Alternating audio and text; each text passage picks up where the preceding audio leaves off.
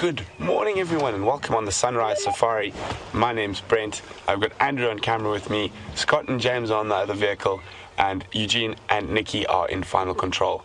So, welcome. Just before we went out this morning, I heard lions calling in this area. I found tracks of male lions. We've busy been trying to search. We're trying to start with the lions, but the last tracks are just behind me. We haven't had any luck. I'm going to go around and just double check they haven't crossed this road. Then we're going to go straight back to that area. Very exciting. Apparently it could be males that I haven't seen before, called the Styx males. I got an update from a friend of mine who works to the north. So very excited to see if we can find these guys. And let's get going.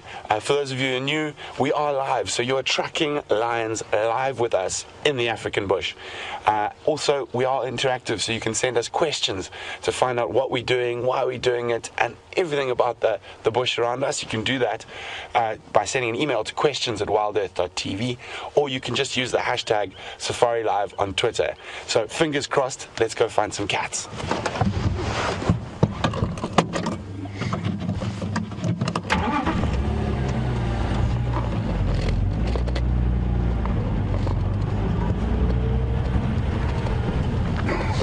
So the last tracks I have are probably about 200 meters behind me. I go off the road. I'm just double check that they haven't crossed here. You're going to hear me on the game drive radio quite a bit this morning while we're trying to coordinate our search with the other vehicles.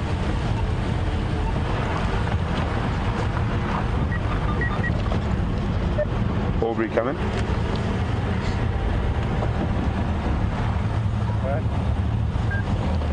Orbs, did you do Where's access all the way through to the gate?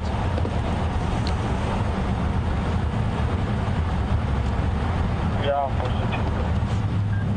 Okay, Orbs, last in Konzo I have sort of cut west off Sandy Patch towards those quarry thickets just above the junction with Sandy Patch Road. I'm just double checking Where's access now, but I don't have any in Konzo coming out yet.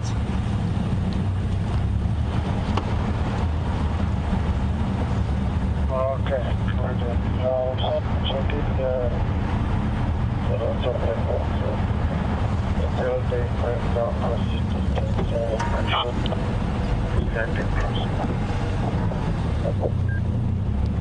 Copy, thanks.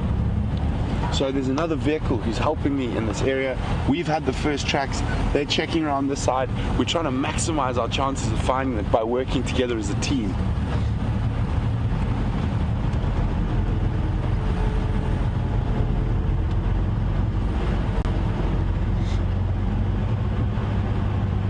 So if we find no tracks coming out here, fingers crossed that they are in this block to our east. And wouldn't it be nice to have some lions with the sun rising? Unfortunately, we are right in the corner of our property, and I've had quite a few disappointing tracking experiences here where they've sort of just zooted across this top corner, but those tracks are really fresh.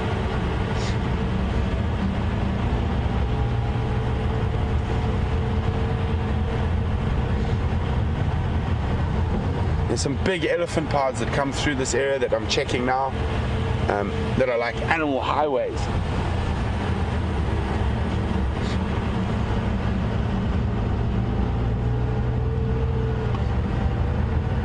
And also, while we're checking tracks, we're constantly checking into the bush to see if we can spot them.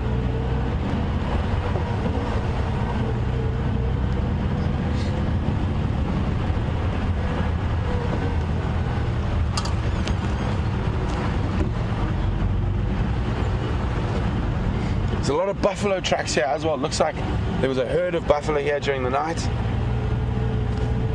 We're gonna head back to where I last had those tracks going off the road.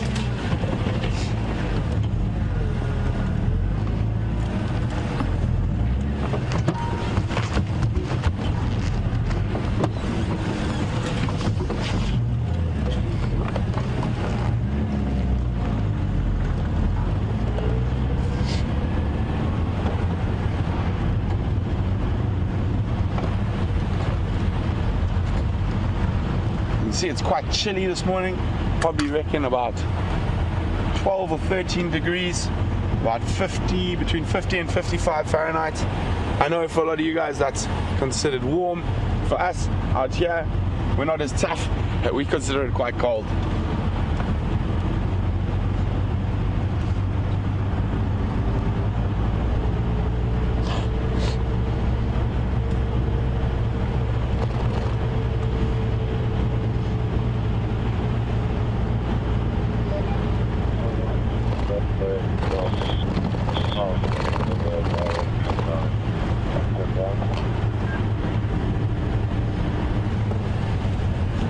Lots of Hyena trucks in the area as well.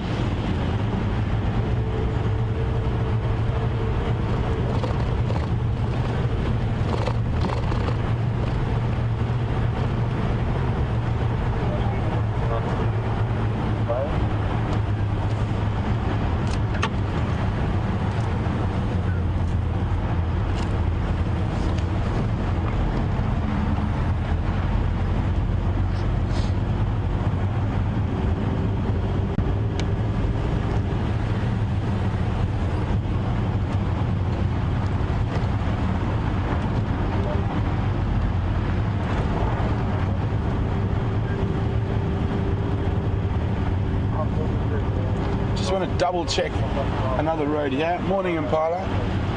Watch out the lines in the area.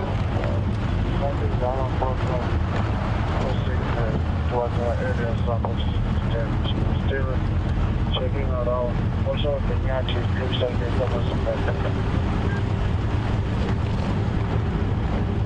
Just want to check, make 100% sure nothing crossed on this road. Then I'm going to go back to last tracks.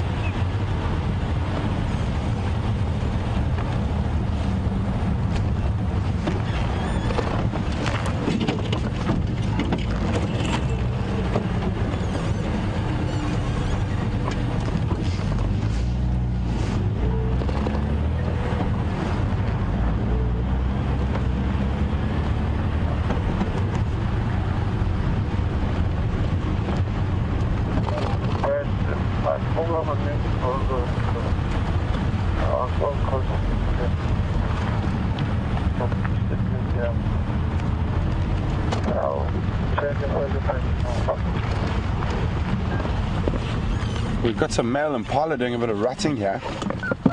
We're going to take this opportunity to listen for a second.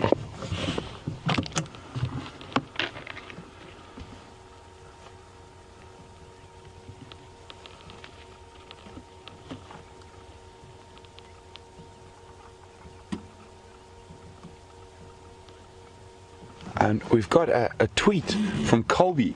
Welcome Colby. He says this is his first drive on Safari Live and he's loving it so far. Well, welcome, and very, very big welcome from all of us here. Those Impalas just spotted something.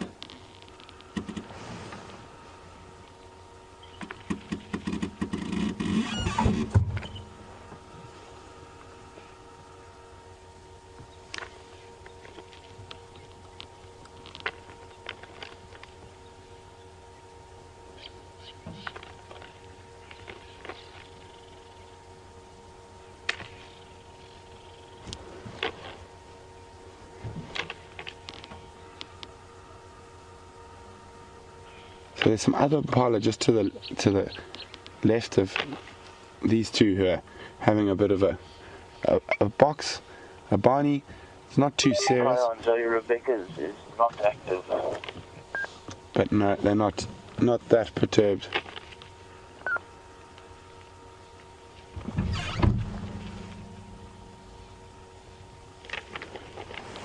So it is Impala rutting season.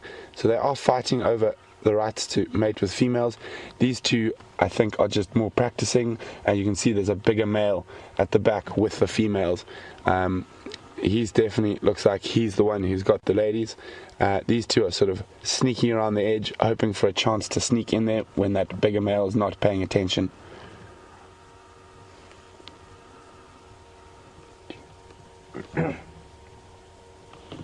So when we're in the bush, our ears are just as important as our eyes when it comes to finding things. So we're listening very carefully, and I'm watching the animal's behavior to see if it gives away if there's a predator there.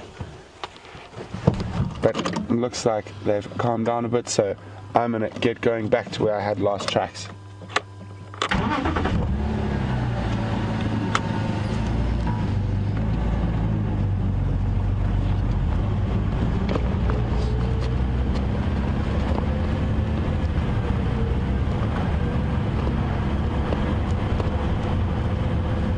Well, this is the most fresh lion tracks I've seen in a while, and also they're not crossing out, and they're actually in the middle of a block between our boundaries, which is quite good news. We've had a bit of bad luck with the cats crossing out of our area recently.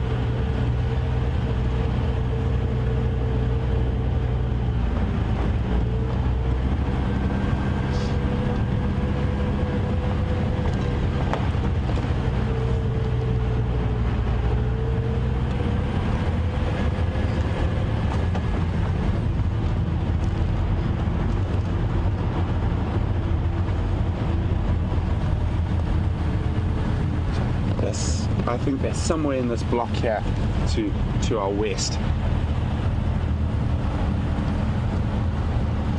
Last tracks I had were around this corner.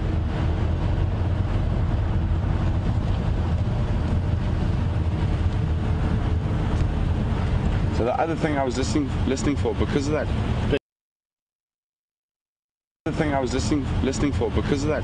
big that herd of buffalo.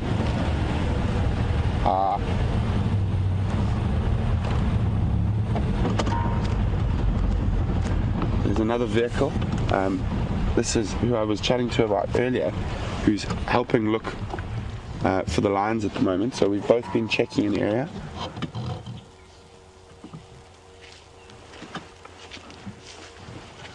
There's Lutu Nkonzo and Aubrey's, huh? Yeah, but I'll go around in. Is it Hlambi or?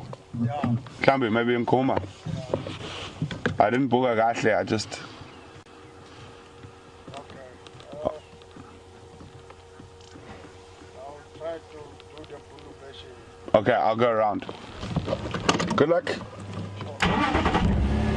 Okay, so Aubrey's got a tracker with them, timber, and they're going to actually go on the tracks through into the bush. We're going to loop around in the front. Obviously, as much as we love tracking, there's only one of us, so I can't leave you guys. Departing from DRC for a line evaluation, going to begin on quarantine plan.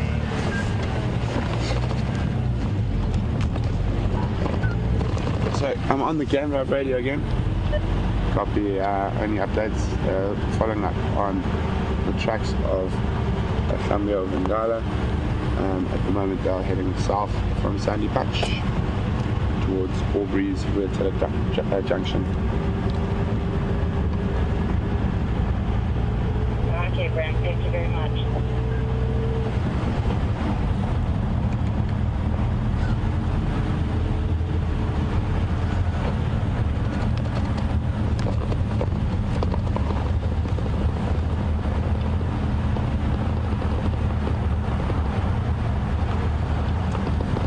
Hi Judith, welcome on the Sunrise Safari. Judith would like me to explain the scent glands on the impala's ankles.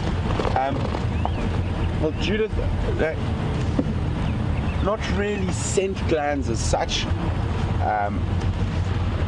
They're called metatarsals glands. I'll see if that one impala's around, we can have a quick look.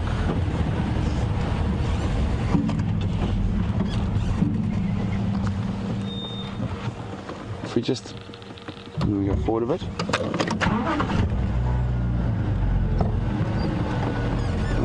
Yep, there's the gap. So we're just gonna have a quick look. We can see those dark patches on the impala's back legs. Those are called metatarsal glands. There's a couple of different theories about what they do. One is when they run and they kick, they release a pheromone from there. When they're being chased by predators, it's thought to confuse the predators. I personally don't believe that. Sorry, Judith, we're going to move on from these impala. I really just want to get into the right position where we think these lions might pop out, but I'll keep talking about it. So the more plausible explanation for those metatarsal glands is once they have been chased by a predator, they kick and they release that pheromone. It helps the herd to regroup afterwards. But all of this is very, very difficult to prove. But for me, that's by far more plausible of the two sort of explanations for it.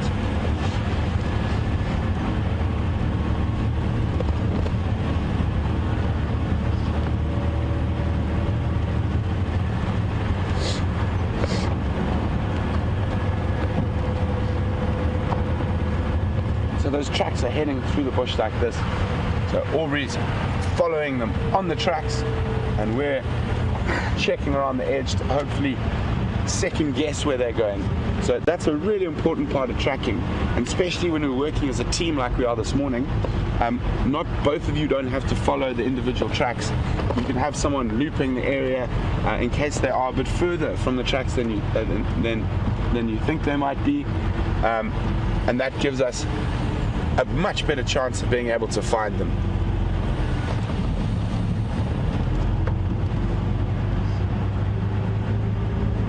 So there's a really big elephant path that I know that I've walked on that goes through this area, and I have followed lion tracks on it before, and I'm just wondering whether they've used that same route.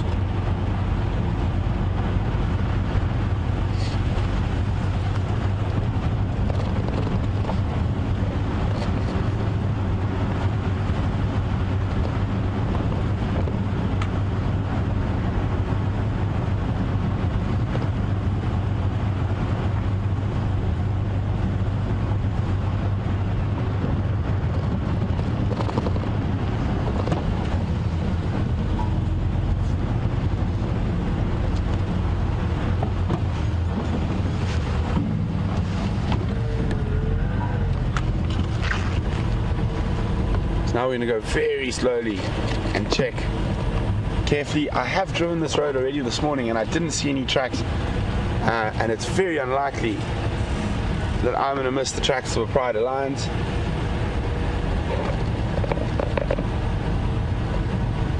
But not impossible.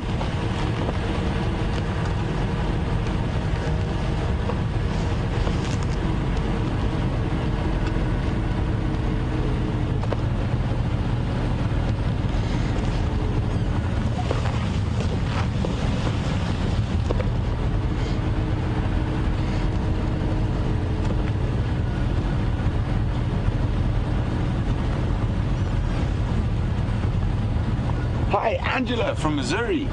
Welcome on the Sunrise Safari. Sorry, Angela, I'm not going to look at you right now. I'm really concentrating on finding these lion tracks. Angela would like to know the coldest place I've ever been and what was the coldest temperature. Well, in Africa, Angela, I've probably been down to about -5, -6 degrees Celsius. I think that's below 30 Fahrenheit. I'm not 100% sure. And that was in a place called the Makgadikgadi salt pans in Botswana. But the coldest place I've ever been was Chicago. And I think it was about -15, and it was snowing and miserable. I know a lot of people love snow. I'm not one of those people. So while we are concentrating really hard on finding these lions, we're going to cross across to Scott and see what he's been up to the morning. I know he's been searching long and hard for you guys like we are. So we're going to cross over to Scotty and we'll be back with you a little later in the drive.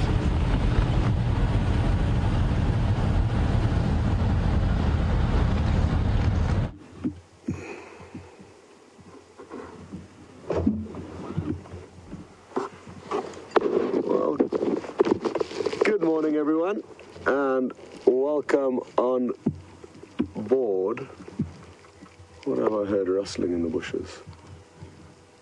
It's probably a buffalo or another antelope, but there is something rustling off there, and that's why I stopped so abruptly. But welcome on board with James on camera and myself, Scott, who you are looking at. It is a wonderful, crisp morning here, and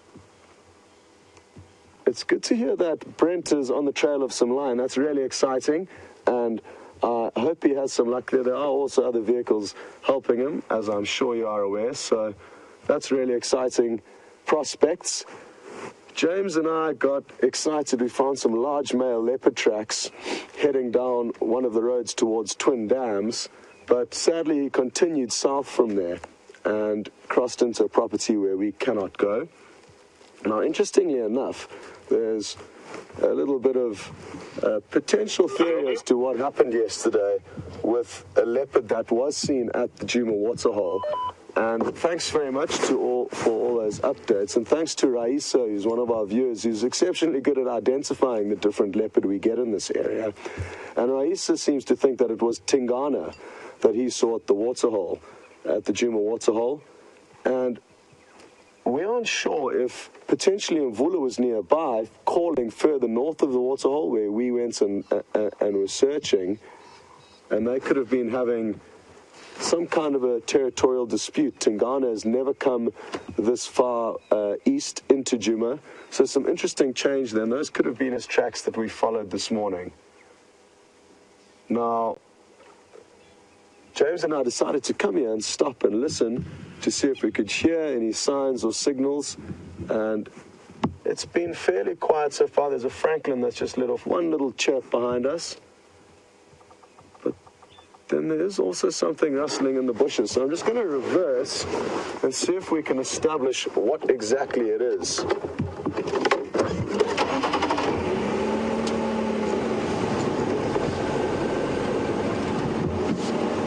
must be a large animal, I would tend to think, but I could be wrong.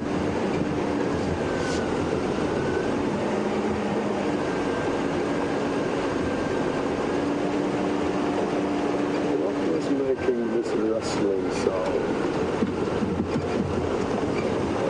It was some Franklin, some Natal Franklin. I'm going to just reverse it to show you them. And because the leaves are so dry at the moment, it can be deceptive. And as you heard me say, I thought it was a large mammal, and here it's a small little bird.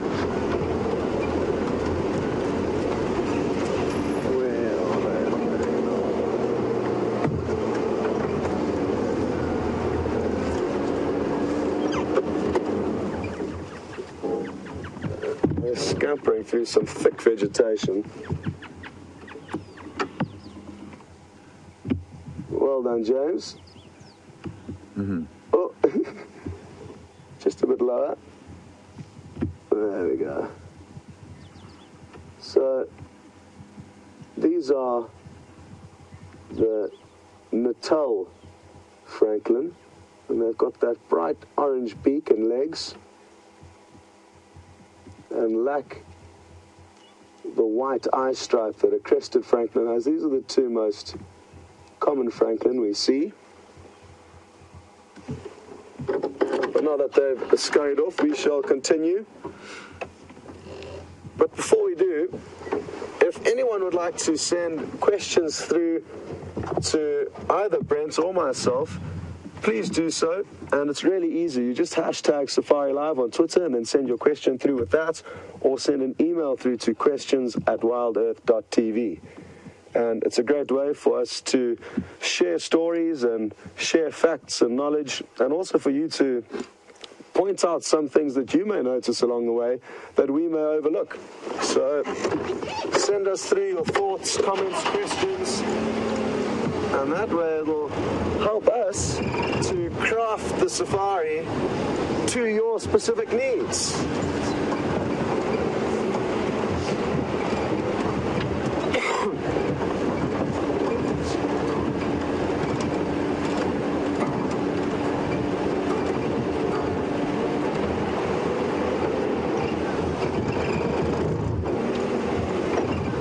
Good morning, Rudy, and thanks very much for sending through your question. Rudy would like like to know if we ever see, or if a leopard will stay in the same place at night. And no, they won't. They will very seldom stay in the same place unless they've got a kill for more than a few hours.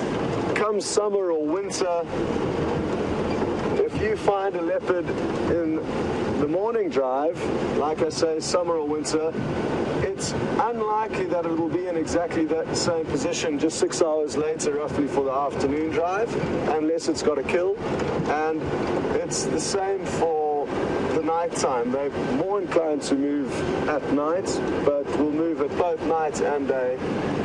And we typically find the majority of tracks of both lion and leopard in the morning, because it's best for them to move at night, as they have the cover of darkness, which helps them to hunt and move around undetected by their prey. Good question though, Rudy. And it's questions like that that help everyone to understand the puzzle that we are trying to piece together out here is quite a complex one, and there's no set rules, even though there may be more likely habits and traits of certain animals in terms of the species as a whole. But then even the species as a whole will differ between different individuals, just like humans. So different leopards will have different personalities, so to speak, and that's what makes our jobs a little bit tricky, or makes it exciting, I guess, in that we can only assume or expect so much in terms of past behavior that we've witnessed, and almost daily we get reminded that the wild animals that roam this area have got freedom to do whatever they like, and that keeps us guessing.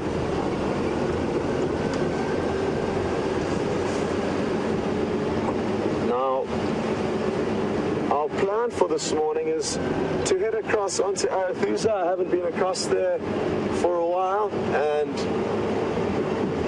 not only will it be a change of scenery, but there's also the likelihood of bumping into some animals, like possibly Shadow and a cub. It's a female leopard, and an 8-month-old cub, who's a young male. And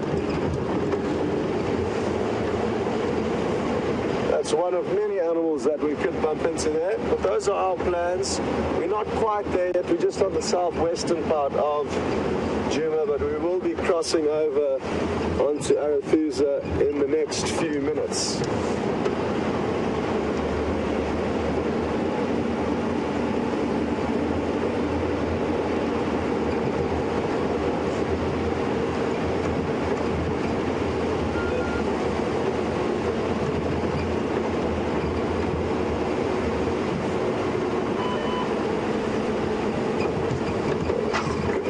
Patricia in San Diego, and thanks for sending your question through. Patricia would like to know if we had any luck in locating the leopard that we were looking for last night. No, we didn't have any luck, Patricia. We did stay in that area for about 10 or 15 minutes after we went live, hoping to hear some more audio, but there was nothing further in terms of audio or leopards that I could hear, and nobody that I know of actually managed to locate on the animal that we had heard calling north of Gowrie Dam. It's a very, very thick block, and not many roads taking you through there, so, well, not any roads taking you through there, so a difficult place to search for leopard. Even though we knew it was there, we could even hear it calling. To get to where it was calling was really difficult because of the thickness of the vegetation. But like I say, it's not often that we do find the animals we are tracking, and each time we spend investing our time trying to find them, it increases our likelihood.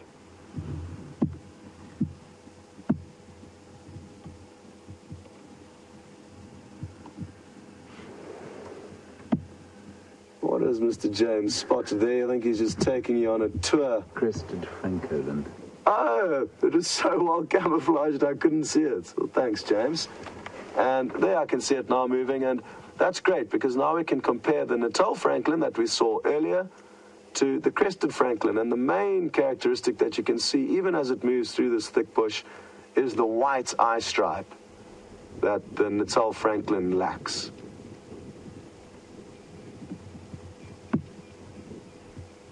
And it looks like it's going to pop out onto the road, which should make for a better view. Here we go.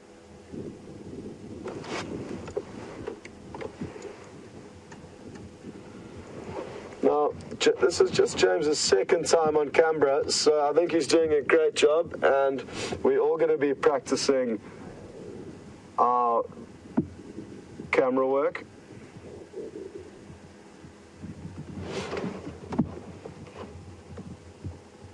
And we've just got a question through from Kathy in Memphis. Morning, Kathy, and welcome on board with us. Kathy would like to know whether francolin can fly, and yes, they can indeed. The only bird that cannot fly that we find out here is the ostrich, and we don't find them really in the Sabi Sands, but in areas very close to us, even in the Manyeleti, there are ostrich. They prefer open areas, open grasslands, and that's the only bird that doesn't fly in this area of operation. The francolins, just like a chicken, you could say, can fly. They're not very good flyers or long-distance flyers, and spend the majority of their day on the ground feeding.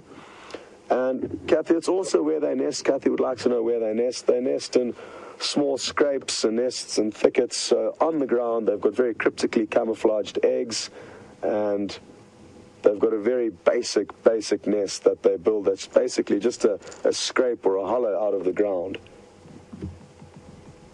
We were fortunate in the summer to see some francolins with their tiny little chicks running around. They're really cute, and also, just like the eggs, the chicks are also very cryptically camouflaged because they cannot fly and they're not safely secure in a nest up in a tree.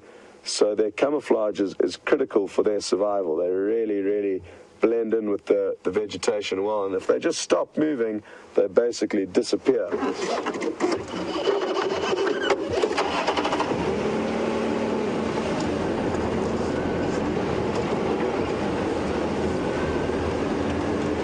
Some tracks of hyena coming up this road towards us from last night, and they're an animal whose tracks we see all over the roads, most of the roads every morning.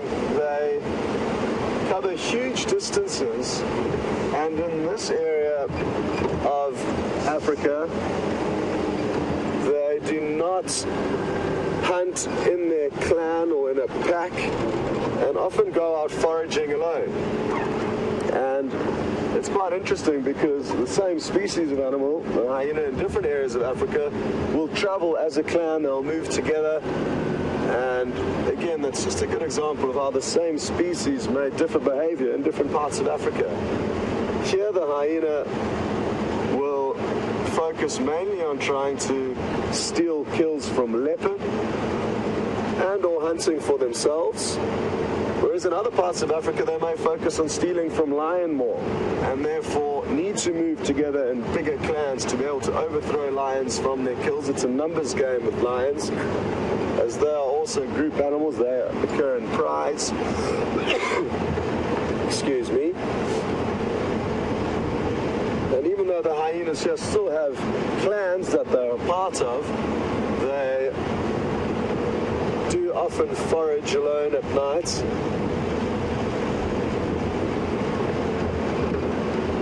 Once any clan member may find something interesting, it could very well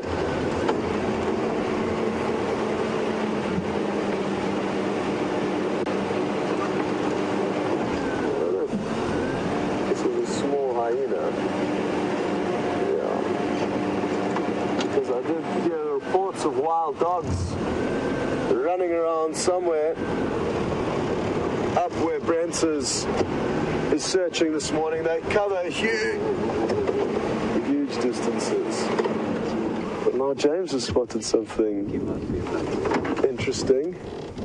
and they could actually be the wild dogs now. But we're going to just continue and try and get a better look at a few tracks as we drive along, but good prospects here.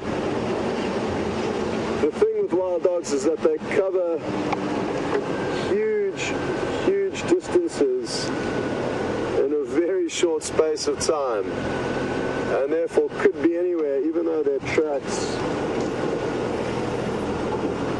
may be here. We're still trying to double check. A small hyena and a wild dog track can look quite similar, but these are looking good. Yeah, these are wild dog tracks now. Okay, good. Well, we've got some wild dog tracks heading down the road. I'm going to see if I can find you a clear track to show you, but it is a little bit tricky as the camera is mounted up on the vehicle, and to get the right angle can be difficult.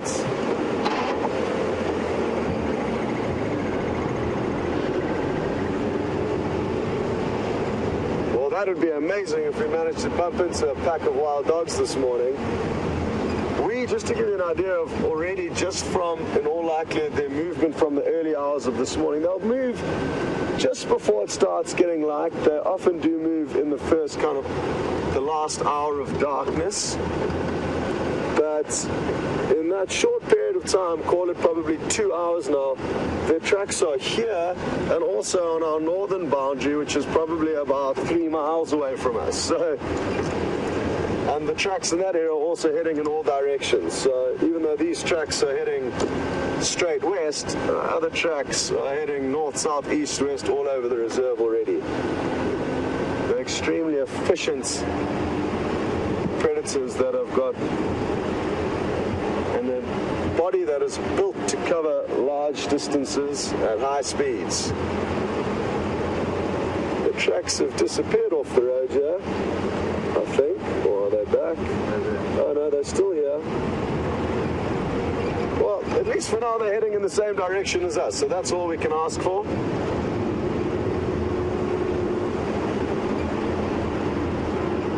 Tracking wild dogs is very different to tracking lion or leopard, though. You kind of just drive around hoping to bump into them because, like I say, they cover such big distances.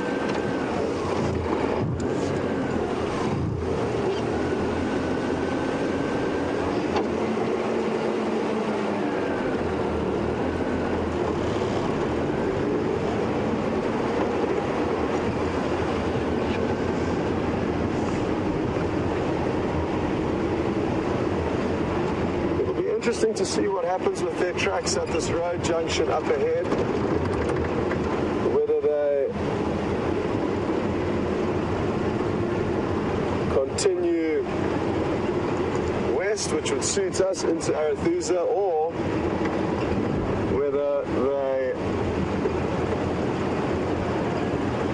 veer north up towards where Brent is, and that would kind of help us to assume that these are the tracks before they got to that area further north of us, which will help us further deduce that the general movement has been in a northerly direction.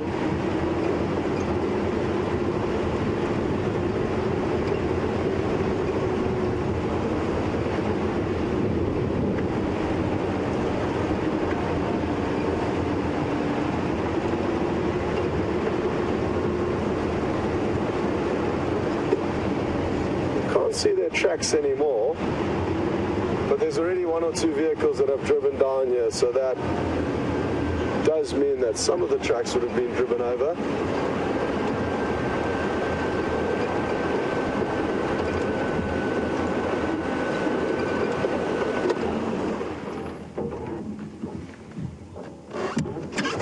It's always a good option to just stop and listen every few minutes, especially if you're at a point in the adventure where you're not sure where exactly to head next. If we just stop and listen for a few seconds, we could hopefully see what's going on. But I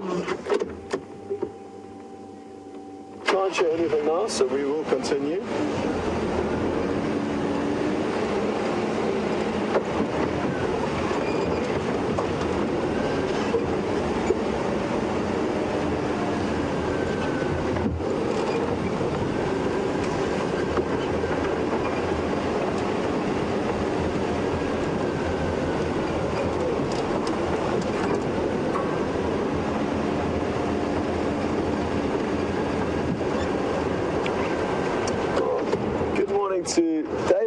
Michigan, and thanks very much for sending your question through, and glad to hear that this is your first winter season following Safari Live, and I hope you're enjoying it.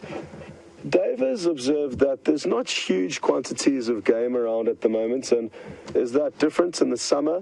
And yes, there was certainly more general game around in the lusher summer months, and yes, there are seasonal movements or mini migrations of animals to different areas where there is more food. So I'm not exactly sure where some of the herbivores have moved off to, but they have got access to move hundreds of kilometers away into the Kruger National Park. It's a massive, massive ecosystem that we're a part of. And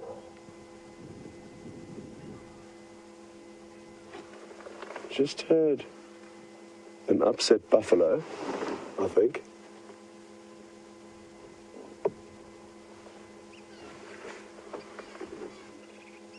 It was either that or my stomach.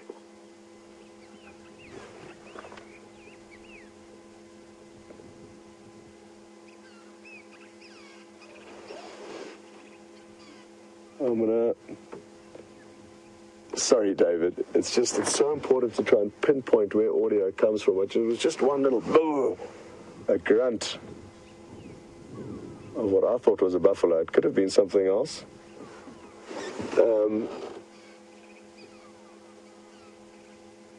So we'll wait here a few more minutes and see if we get any more audio. But yes, David, there is seasonal movements of the herbivores. The territorially attached to an area come summer or winter, but the herbivores will move freely. Animals like elephants and a lot of the other general game that we see around will move, and it certainly has happened. So there's nothing to say, though, that that game doesn't come back towards the end of winter, as they may deplete food sources elsewhere and come back here.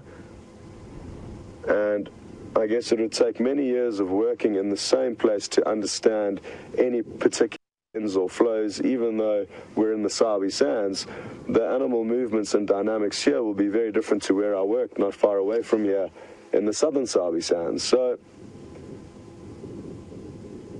all we can assume now and observe now is that yes, there has been a decline in general game. And how wonderful is it that they do have the ability to move? This reserve used to be completely fenced in, which means animals would have been able to move, but in a relatively small area. In 1994, the fence was dropped between the Sabi Sands, which is 60,000 hectares, opening up this little playground to a 3 million hectare reserve. So that now gives the animals more freedom, and it sounds like James has just helped me. He's been listening very closely, that there could be a herd of buffalo somewhere to our right, so we're going to slowly make our way there. We don't often see herds of buffalo or large breeding herds, and it would be wonderful to see what they're up to. It will also be interesting to see if there's any lions following them, because lions do like to follow large herds of buffalo, in the knowing that there are young calves, which make easy prey, as well as otters. Easier, certainly, than taking down a large buffalo bull, which is a very dangerous animal for a lion to hunt.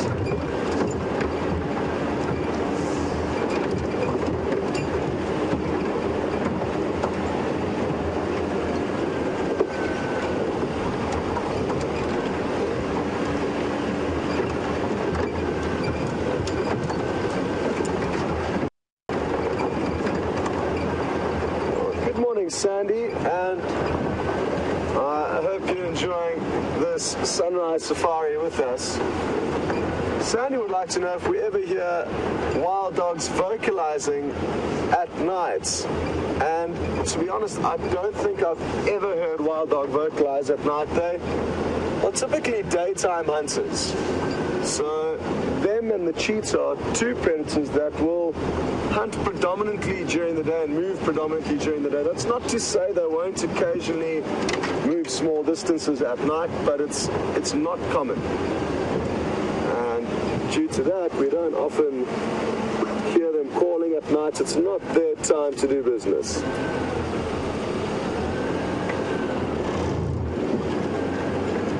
I wonder how far these buffalo are away. I may just stop here. And just like yesterday when we were looking for a leopard, stopping and listening got us close to it. We didn't find it, but a large herd of buffalo is going to be a bit easier to find than a lone leopard.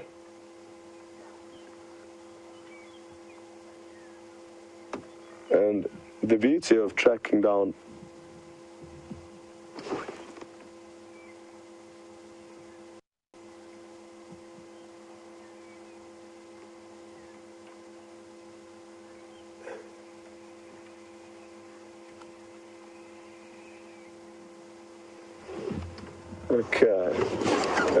the beauty of tracking down any animal is that even though we may be looking for buffalo now, or yesterday we were looking for leopard,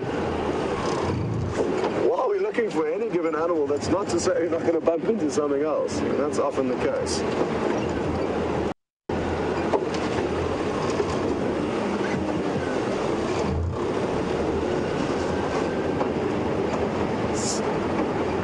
Sounded like horns tapping against little branches as the buffalo were moving through the bush, and I think this road is going to take us a little bit closer towards them.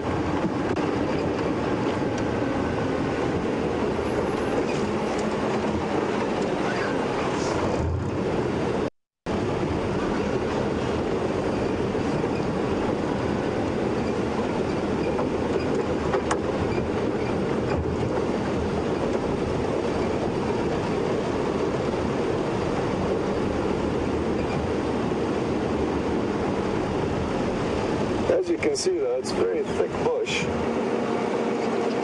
and even a large animal like a buffalo could go unnoticed. We have managed to spot one little critter who looks like he's trying to avoid the camera. Let me see if we can move forward a little bit, or is he going to pop into frame?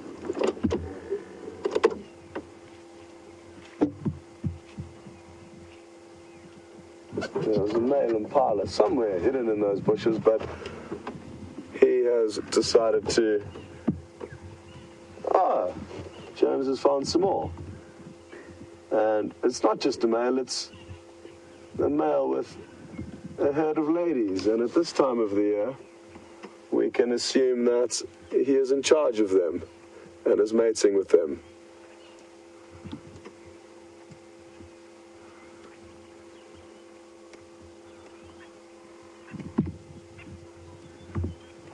It's really great that we're getting to see this. He's rubbing orbital glands on that branch, and they'll only do this during the rutting period. And this is him telling other male impala that this is his patch of turf, and then he'll fight for the ladies to stay on it. And it's a very short and intense rutting period of just a month during May. And if we spend a little bit of time, we may even see them mating. We got to see it just once a couple of weeks back, and it's something you very seldom see. Failing seeing mating, what we could see is this male chasing off another male. I'm sure there's a few other males lurking on the outskirts of his territory, waiting for any chances to try and overthrow him or steal some of his ladies.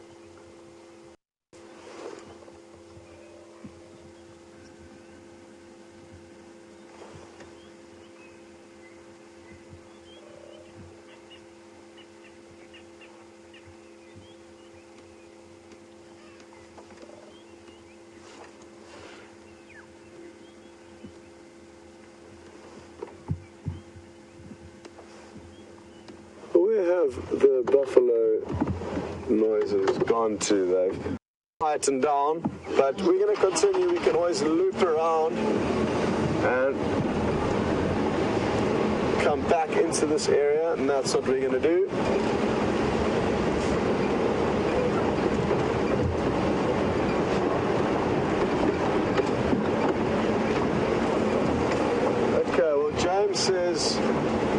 guys managed to hear them, and I need to go and get my ears tested. James and Brent's hearing is far better than mine, come to learn, as well as Stefan when Stefan was out here. And often they'll stop and say, listen, can you hear something? And I'll be oblivious to whatever it is that they can hear.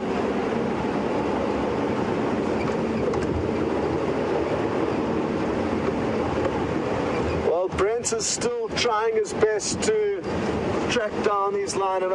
It's not going to be very long until they get lucky. There's not only Brent working in that area, but also Aubrey, who's very experienced on Nkuhuma. He's been a guide here for many, many years. And I'm feeling confident that they're going to get lucky. So don't go anywhere if you like to see some lion, because I think it's not going to be long before they get found.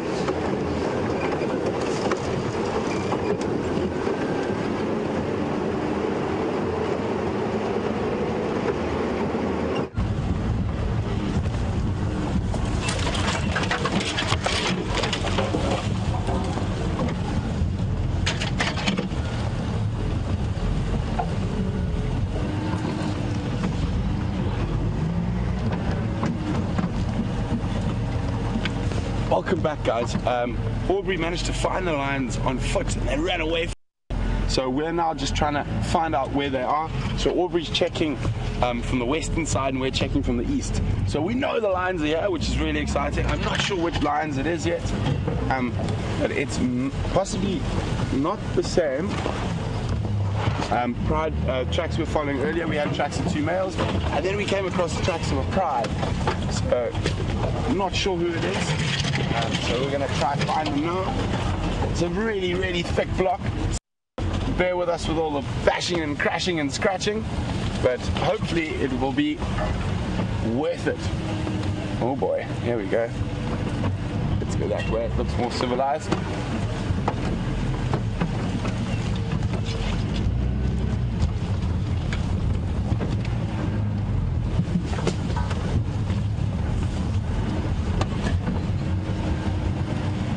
Oh my goodness gracious me. Very, very interesting and very unusual tracks here. Normally I wouldn't stop, but it's not something we're going to see very often.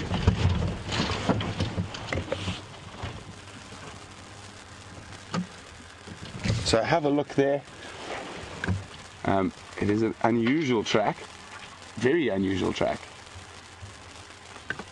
And what do you guys think? While we're bashing, crashing up for these lions, I'm going to give this to you. What do you think of these tracks? Very unusual track. Just go out a bit wider and show the other side there, please, Andrew.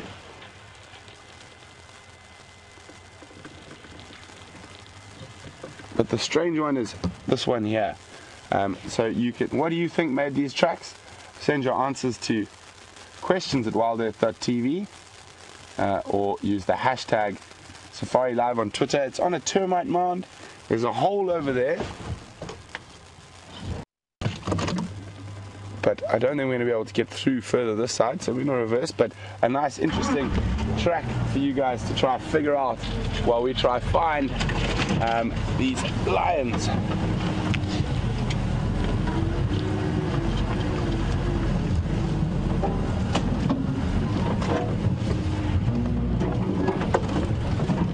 There's a tire killer there, we want to avoid those.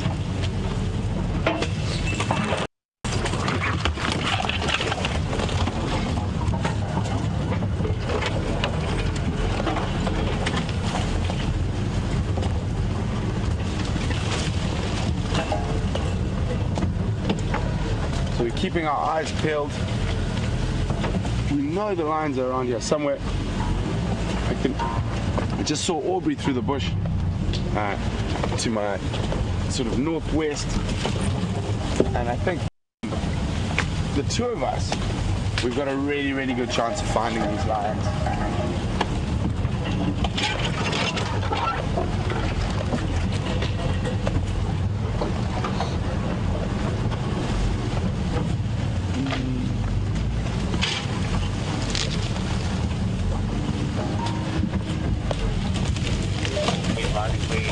overview, heading out further east.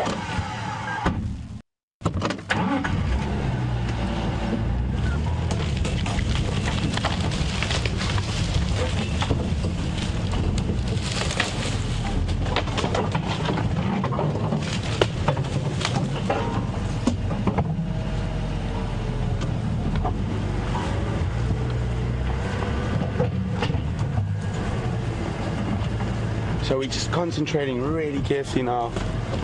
What we're looking for if they're lying down is that white belly, or we're just looking for like a tail flick or an ear flick in this grass. You can imagine this grass is almost the same color as the lions, so we've got to use our eyes quite carefully now.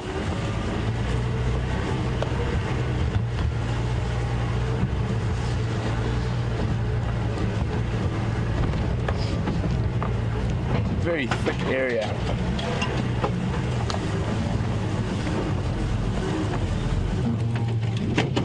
And I know sometimes whoa, attack the sneaky thorn tree.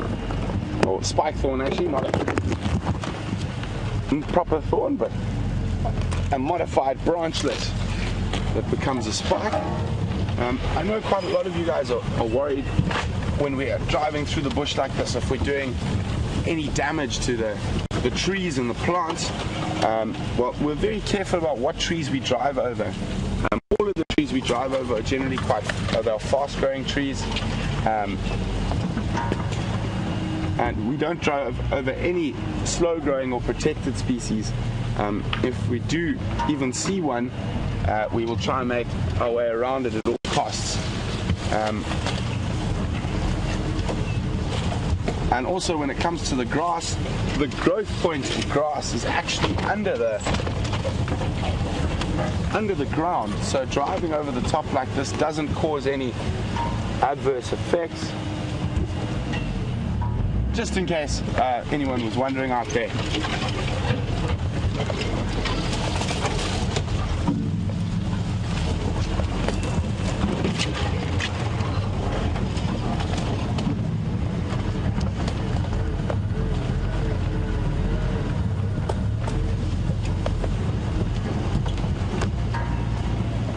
Switch off and listen for a second.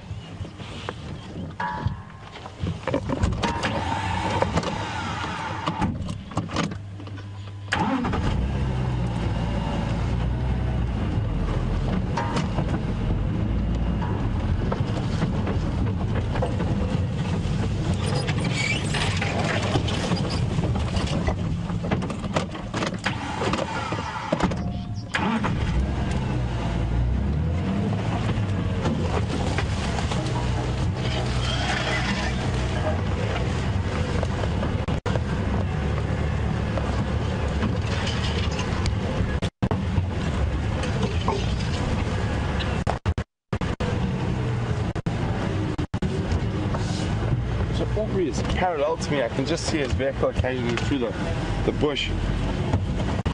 We are trying our best to find these lions. So what happens quite often when you walk into lions during the day is they get a fright, and man is the dominant diurnal predator, so they'll normally jump up and run away a little bit, but it is the most effective way to track them.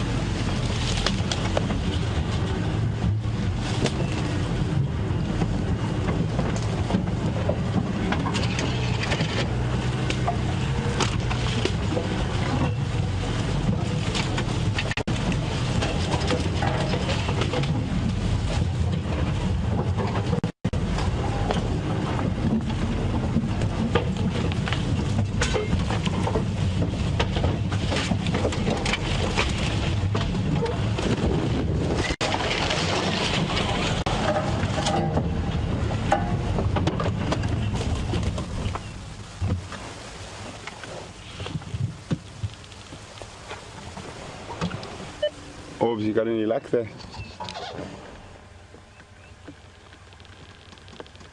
No on my side. Mine too. I think I might head a little bit further east and try a bit closer to the Ndlela.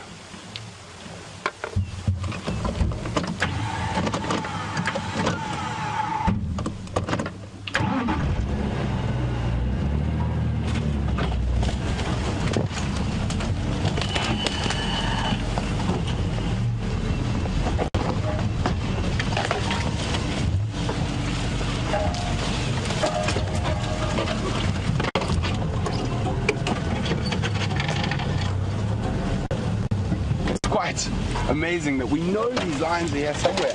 Always had already seen them when he was walking, and they're still giving us the runaround.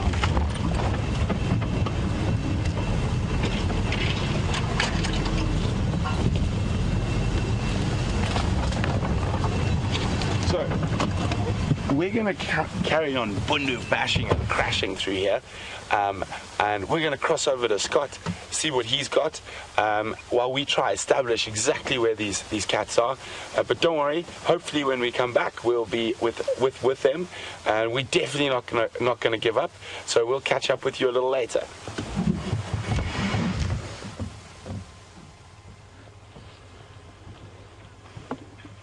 There we go.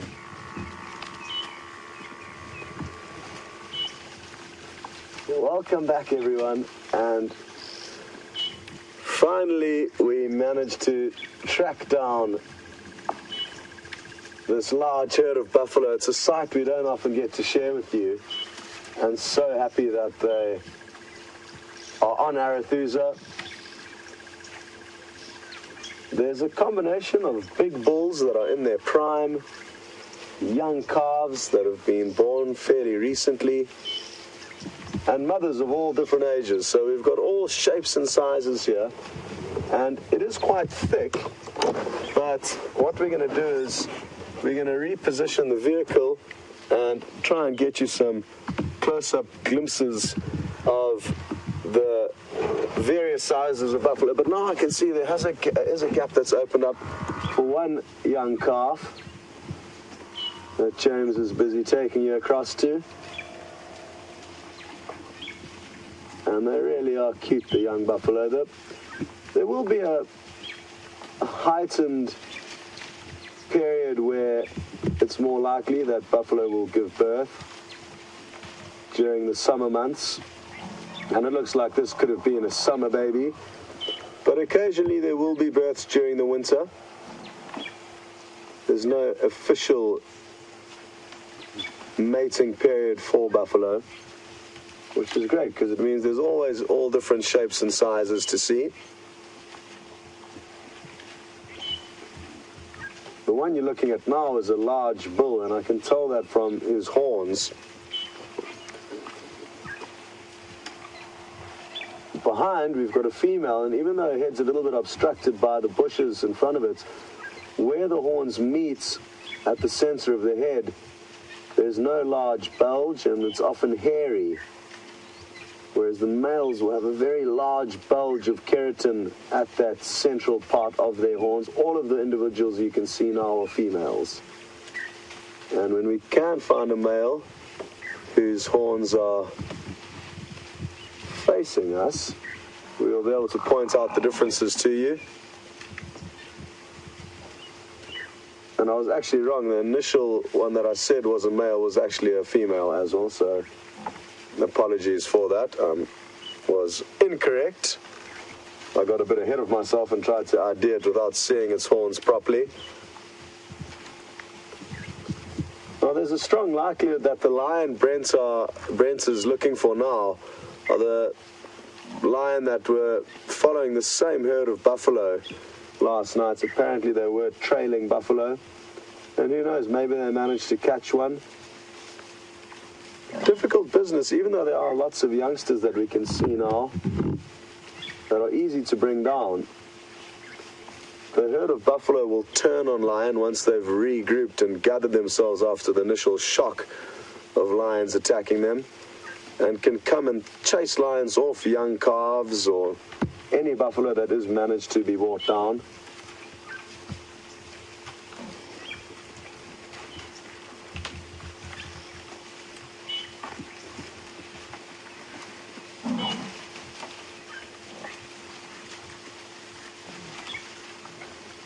You may from time to time notice small birds jumping on the buffalo's backs. They were flittering all about, and I'm going to keep a very close eye out for a yellow-billed oxpecker. The majority of the oxpeckers that we can see are red-billed oxpeckers, which are common, but occasionally on these large herds of buffalo we can get lucky and see the yellow-billed oxpecker. It's slightly larger than the red-billed, and half the bill is yellow, half the bill is red. So that's something to look out for, and again, it can be, well, it is a good scenario to spot a different bird, and I don't think we've managed to show you yellow-billed oxpeckers in the 7 months that we've been here.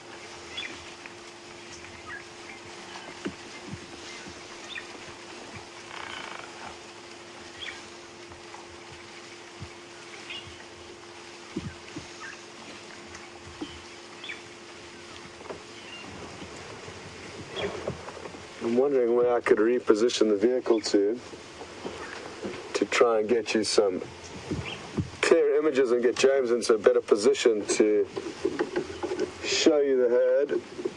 They appear to now be moving to the east. They've been milling around you since we got you, but there seems to be kind of a bit more of a focused move to the east now. And you must be wondering how and who decides where all these animals go. And it's believed that the older females in the herd, almost a committee of older females, will be the group in charge of deciding where the herd must move to. And they are called pathfinders for this reason.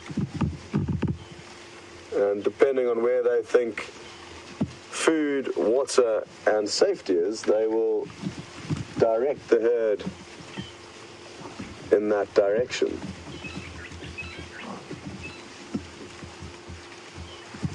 I think what I'm going to do is reverse a little bit now and try and get ahead of where they're moving and let them hopefully slowly filter past us.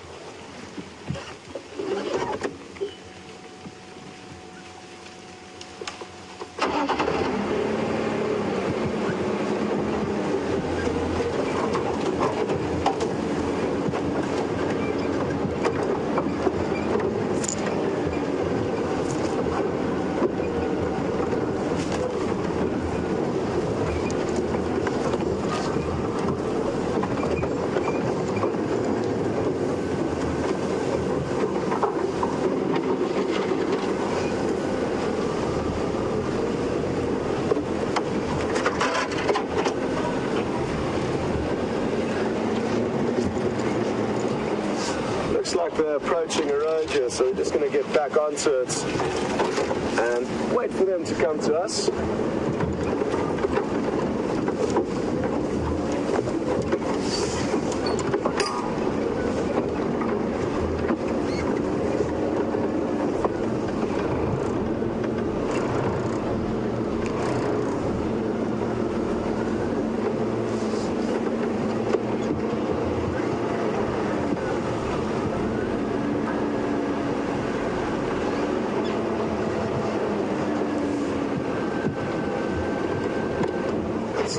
Not easy, but if we're just a little bit patient, they are going to all keep slowly streaming towards us.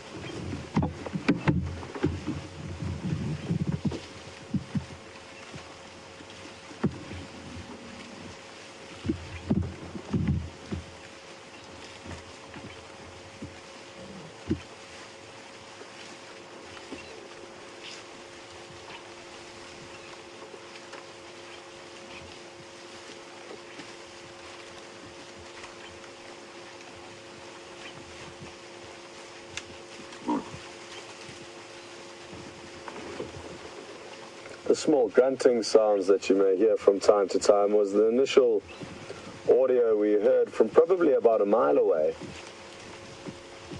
And initially let us know that there were these buffalo around.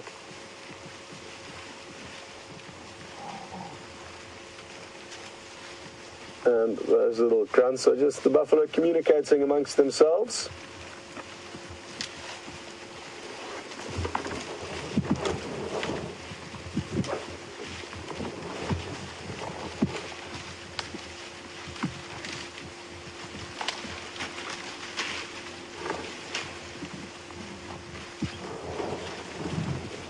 We just got a question through from, I think, Jilly in Milwaukee. And thanks very much for sending your question through, Jilly. Jilly would like to know the average lifespan of buffalo in the wild. And around 20 years is one stat that I've been told of, but I've never personally actually monitored the lifespan of buffaloes. It will be roughly around the 20-year mark, and in general, the rough rule you can use is that the bigger the animal is, the longer it will live for, and that goes for the herbivores. So the smaller antelope that you see typically don't live for as long, but it's just a general rule.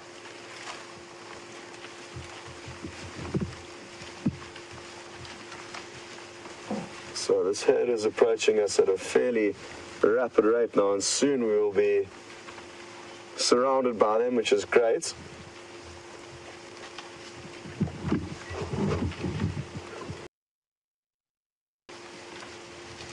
It's tricky to guess how many are in this herd because it is very thick and we probably can't see a large portion of the herd. But from what I can see, I'd say there's potentially around 100 animals in the herd. But then again, there could be more. And another is joining us here. Sadly, our Arethusa Game Drive channel isn't working, so I haven't been able to update anyone on this. But the vehicle that just arrived will be.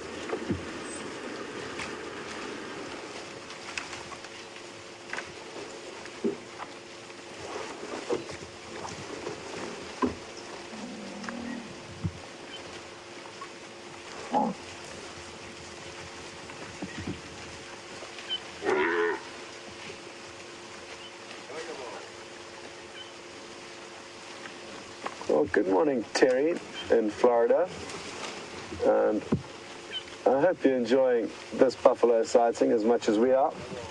Terry would like to know if lion and leopard will feed on the calves, the buffalo calves, and yes, calves do provide easier meals for predators regardless of what species it is that they are hunting. But like I did say earlier, the adults will defend their calves and even come up to the lion and confront them once they've pulled down one of the youngsters. And it's not uncommon to see lion getting tossed into the air by a buffalo. And again, it just goes to show that it's risky business for the lions to hunt buffalo.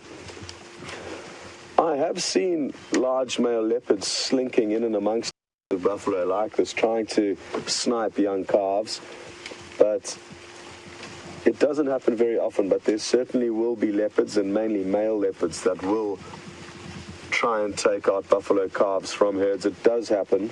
It's just something that I haven't personally seen.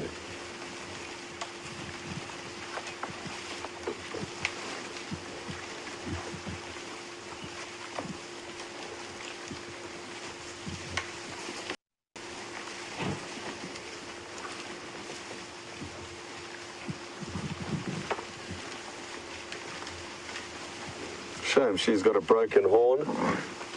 And thanks to Suzanne in the Netherlands for correcting me a few weeks ago on the topic of horn borer moth, which is an insect that feeds on the keratin sheathing of the buffalo's horns, this outer brown casing that you can see. Within that is a white bony inner, and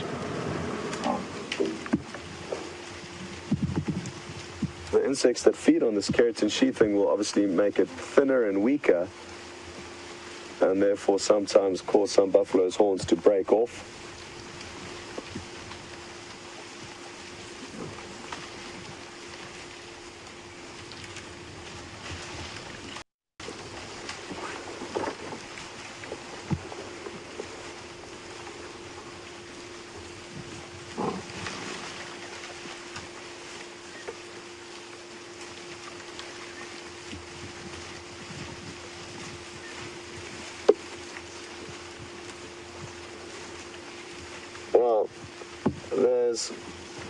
great opportunity to welcome a first-time viewer called Willie.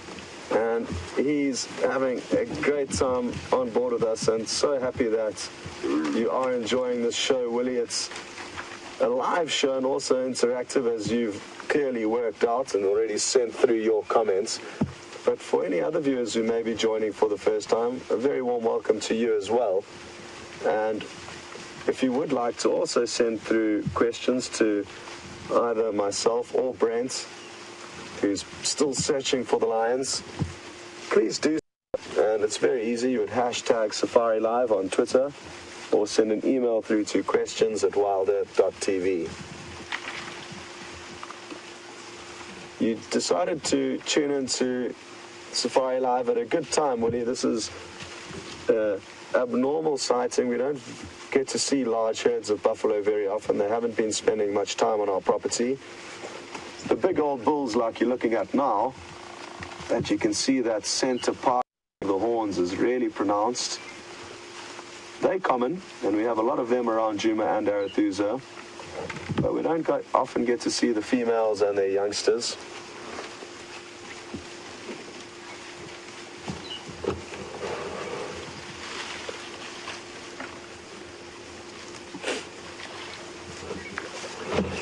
And as you can tell, as James pans the camera across, there are buffalo all around us. We are literally becoming slowly surrounded by them.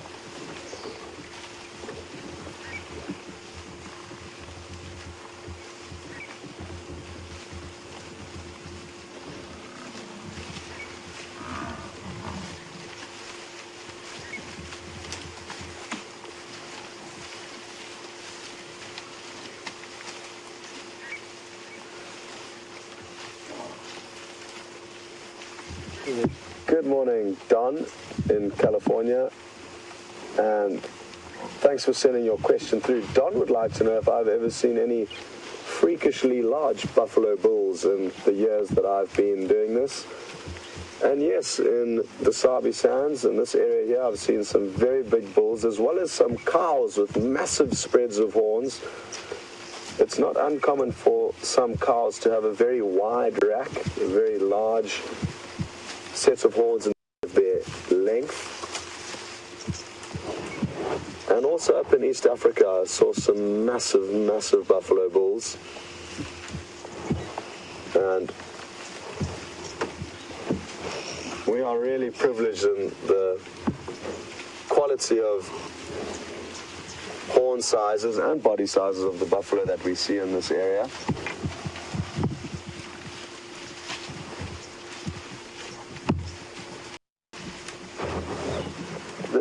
Just to give you an idea of size, these are two younger bulls that James is showing you now, and it still has some time to grow, so that wouldn't be considered a very big set of horns. And I'm sure we may find one or two big bulls amongst this herd if we spend enough time here, which is the plan. We're not rushing off anywhere.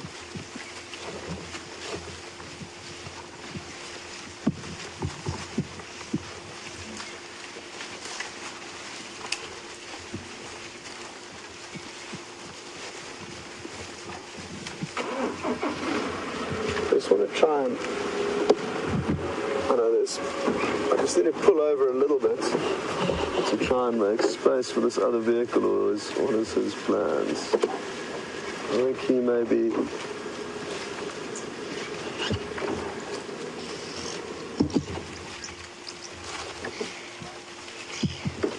Okay, I need to just reverse and chat to this guy behind us. He's trying to tell me something, and I'd like to know exactly what it is.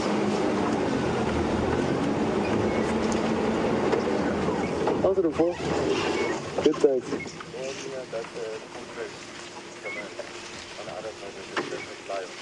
Really?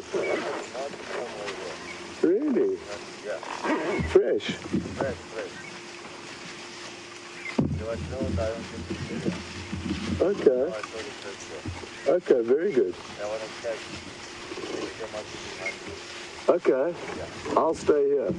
What channel are you on? Eastern Channel? I'm on there with the channel, but I'll be here to Okay. see something like on the channel. Okay, thank you very much. Morning, everyone. Okay, well, the guide that had joined us in the sighting said he saw some lion tracks very nearby. So, that's obviously great prospects. He says they're very fresh. Now, when lion are hunting herds of buffalo like this, they can often take their time and spend hours following them before deciding when to pounce. But there could very well be lion close to us, which is great news.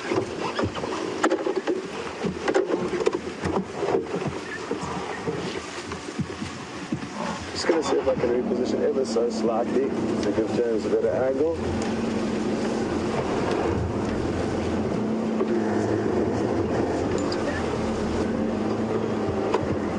There we go. This is quite a nice open clearing here with so many buffalo staring at us. Look at all of them in there.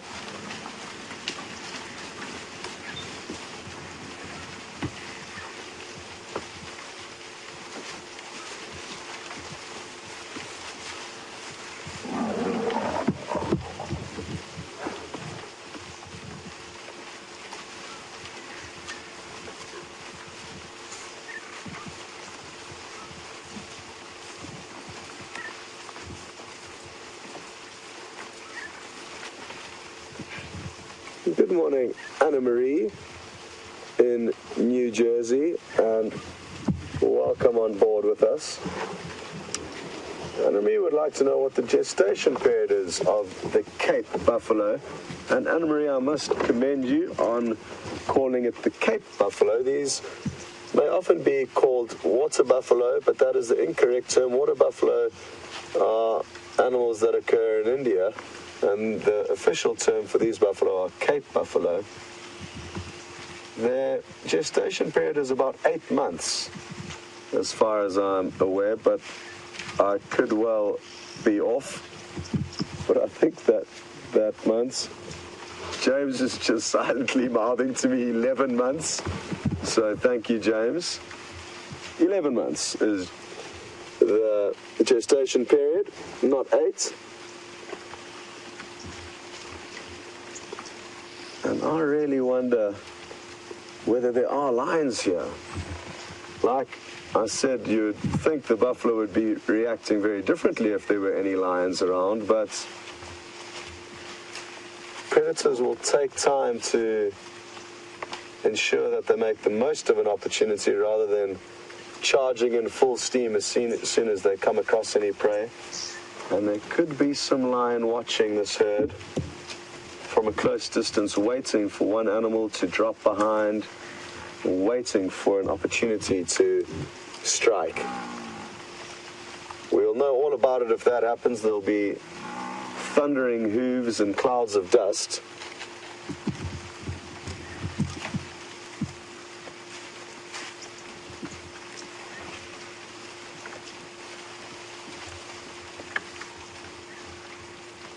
And just like we were attracted to this herd of buffalo by their audio, lions with much better hearing than us can obviously pick up on these herds' movements from large distances away. And there's nothing saying that there are not some lion on the tail of this herd.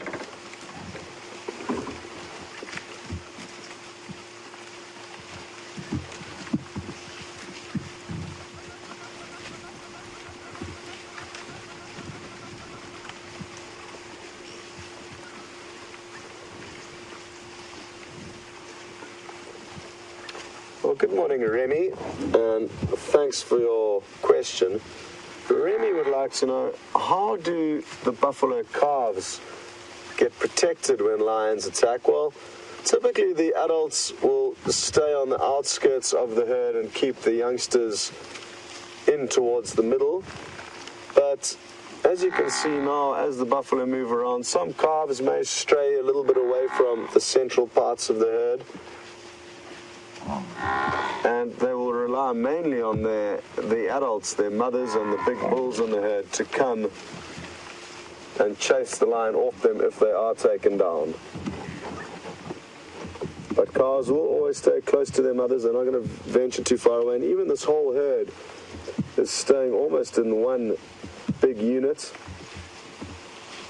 And as you can see with this mother approaching us, her calf stays just at her heels, and the same goes for most of the calves. Those that don't practice this cautious behavior are the ones that will get taken out, and that's how nature ensures that only the strongest, fittest and cleverest survive. You can see this is a female now, judging compared to the males. Look at that hairy central part of her horns, and there's no large helmet or casing or crown like the males have.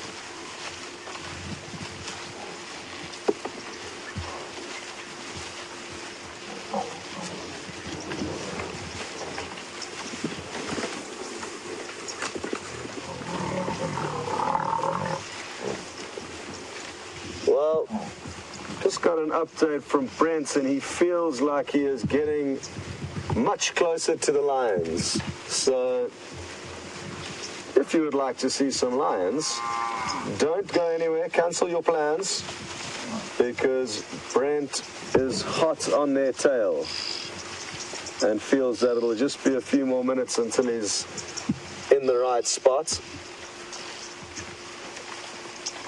And aren't we all going to be really lucky then? What a morning, this large herd of buffalo. Look at this big bull. Now you can see that crown of horn in the center of the head. No hair.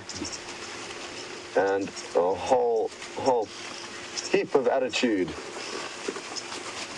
on that face of his. They really do know how to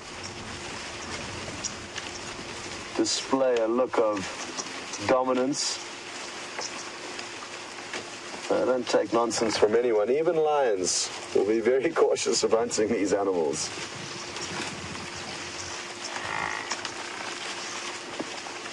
It's almost as if this big bull was watching over us, and he continues to come closer to us as the rest of the herd passes by. He's almost their protector.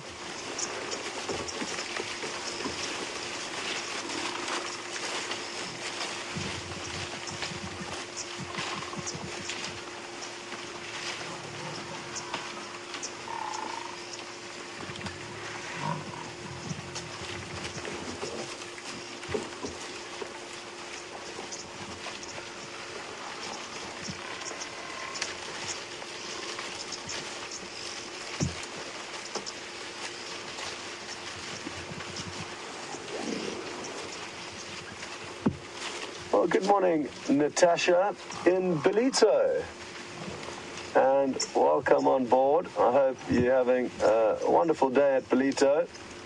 Belito is on the east coast of South Africa, for those of you who don't know what we are talking about. And Natasha would like to know whether buffalo bulls will come into a period of must, which is a sexually heightened period that elephants will come into. And not that I'm aware of, no. They will be primed and ready to go throughout the year.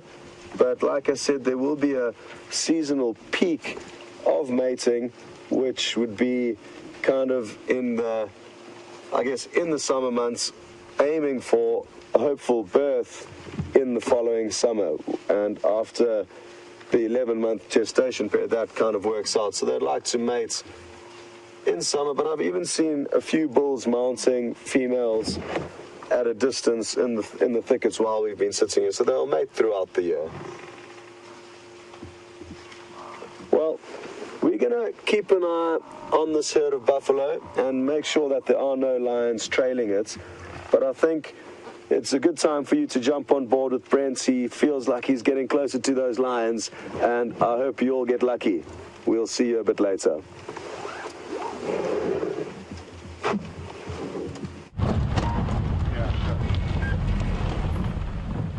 There we go, guys.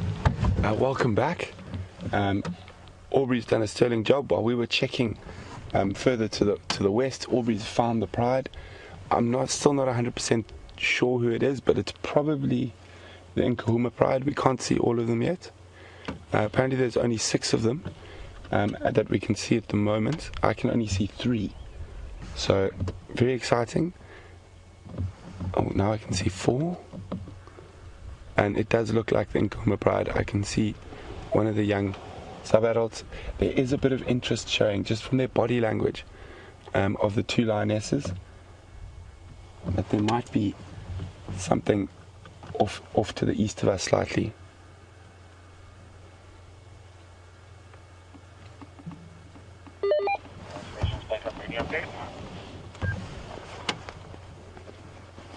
So this is why it's very important to work as a team. We managed to cover more ground and were able to find the lions.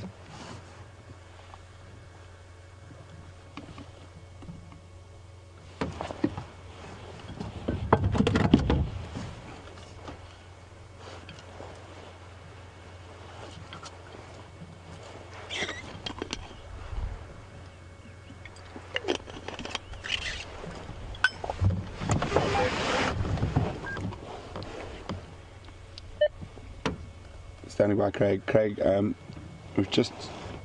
Aubrey's just located, looks to be the Nkuhumas. There's 2 stations here, one making their way, one standing by, as far as I know. Copy, no problem. I'm still to shine here at opposite manulated boundary. Where exactly is that lock?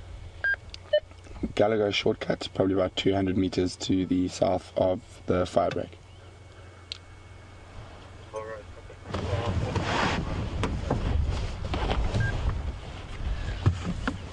Yay, guys! So happy. A bit of hard work, a bit of bundu bashing, and we've got the lions.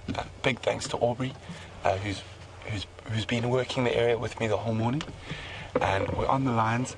They are looking like they are moving, so we're definitely not going anywhere. We're going to stay with them.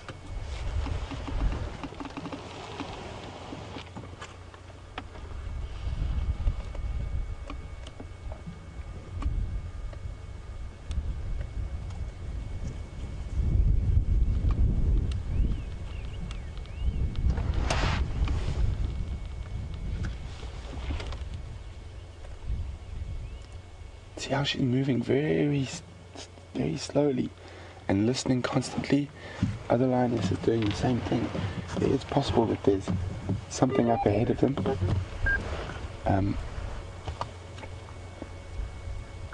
We're up on a crest, so there could be buffalo.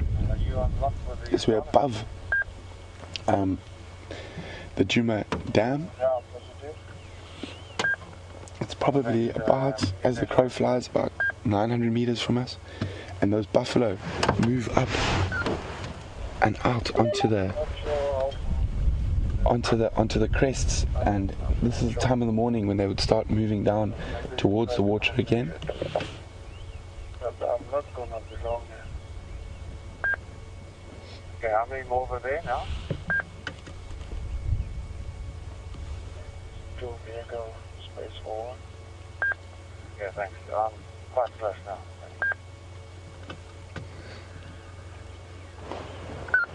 So I can still only see 4 individuals. We've got this lioness here. I'm just coming up to the side.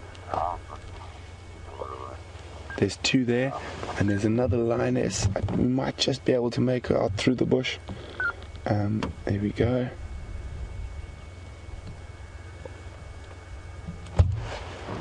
Don't know if you guys can see her through there, but she's there.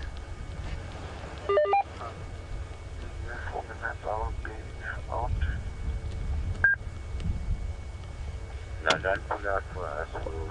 You'll just wait until you're ready.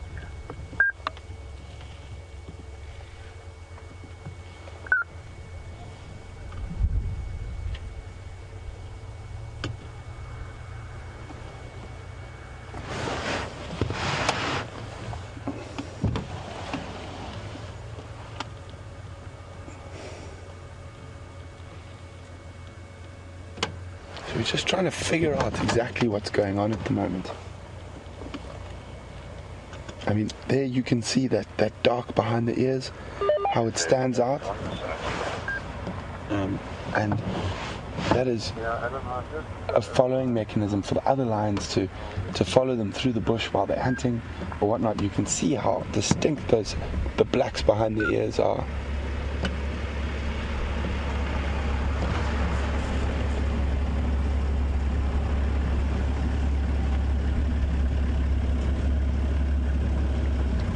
So this is very, very typical lion hunting behavior, when they might have heard something, not seen something. The females have spread out. And they've stopped, they're listening, they're definitely focused on a point. There could be, I can see 3 adult females at the moment, and we know there are a few more if this is the Nkuhuma pride. I think it is, but without being able to see the whole pride, it's going to be difficult to tell, but there's definite interest. You can see very typical lion hunting behavior, stopping, standing, listening. It's possible they've heard something like a buffalo.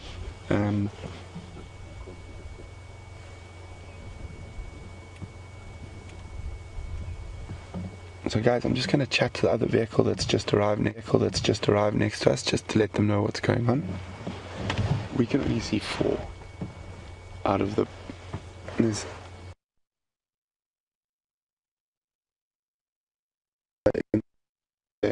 They're all looking like they've heard something off to the side.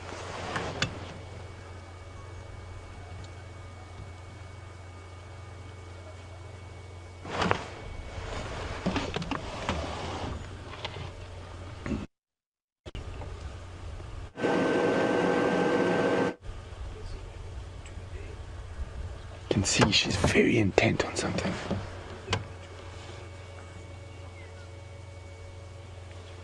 But lions do take their time to do a lot of things, and they do sleep for an average of about 20 hours a day, so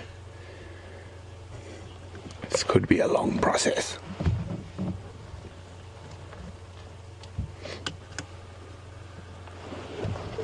It's warming up quite a lot. I'm gonna take my jacket off now. This morning seems to have got hot really quickly. Or maybe it's just because we were so focused on trying to find these lions, we weren't really paying attention how the temperatures changed.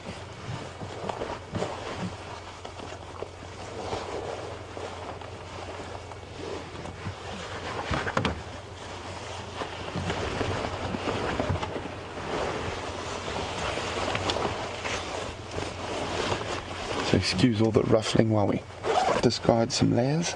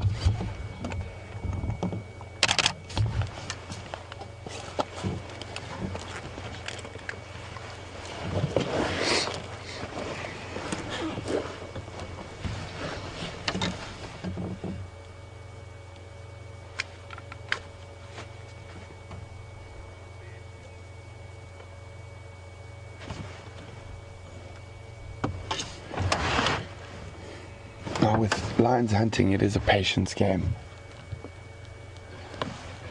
And I often say the most important weapon in your arsenal is patience when it comes to following animals.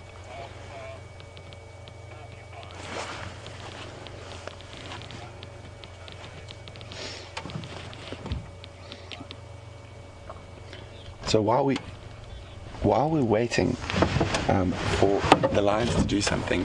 I showed you guys a very interesting track a little bit earlier that was on the base of that termite mound where there was an obvious hole, and it was a very unusual track. So that's why I asked you. And oh, sorry, the sun's just really getting me at the moment. Let's do that. So that's why I asked you, and we've had a few answers in, and no one's got it right so far. It's a very unusual track. It was an elephant's trunk, where the elephant had put probably about a third on its trunk on the termite mound and just rolled it there. So it looked very much like a python or a big snake track, but it was just the elephant's trunk. It was just really unusual. That's why I thought it would be nice to show you guys. So an elephant was actually the correct answer, even though it looked like it was completely, definitely not an elephant. But a few of you did get it right. Gilly, Elaine, Patty, Joanne. You guys were the first to get it right. So well done to you guys. A very unusual elephant track.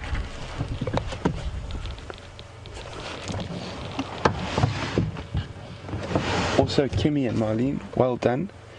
So I'm just going to move to let the other vehicle go past, so they can also have a good look at the lines. I'm just going to pull over a little bit and then we'll get back into a position, and I'll explain to you why I'm staying on this lioness on the periphery at the moment. Alright, there we go, definitely the Nkuhumas. Here comes that young male.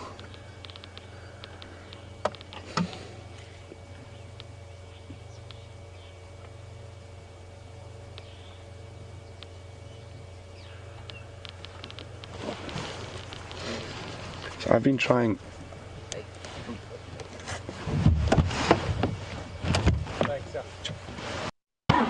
So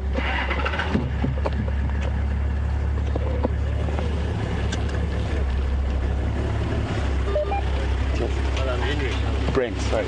Sorry, I had an open mic. No problem. Nice to meet you. I'm sure we'll see you out there again.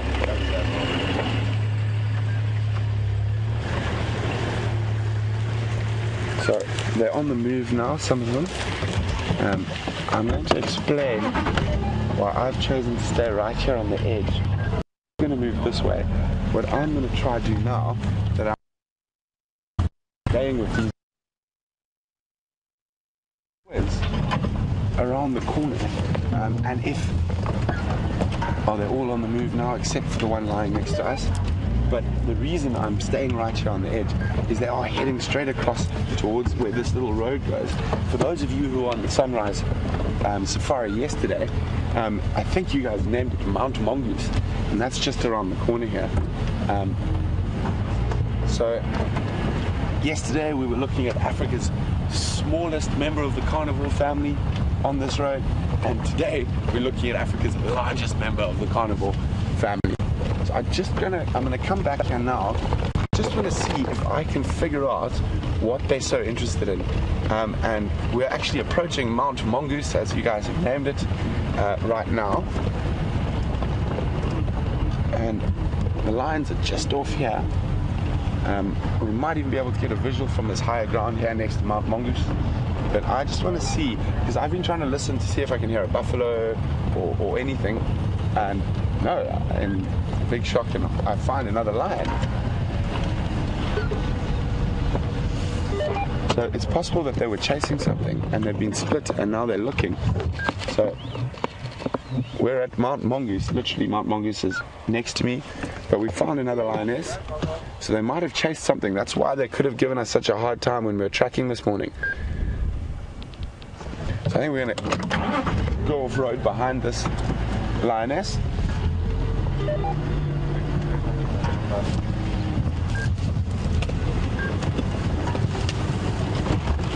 So I'm afraid I'm going to have to turn the volume up on R2D2. It's because now that Aubrey's left, I'm the person in charge of the sighting, so I'm controlling the sighting, so I need to let people know where the lines are, what's happening, and as soon as there is another a senior guide in the area, I will hand over to him and I'll turn the radio off. So you're just going to have to bear with the beeping for a little bit. I apologize. He's got found in an Ingwe on the back of Purpose's camp, but he's very skittish, so we better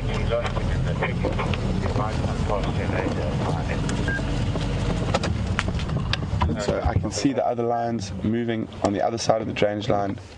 Specials controlling the Impala lock coming straight. Henry, go ahead. Morning. What's the standbys looking like?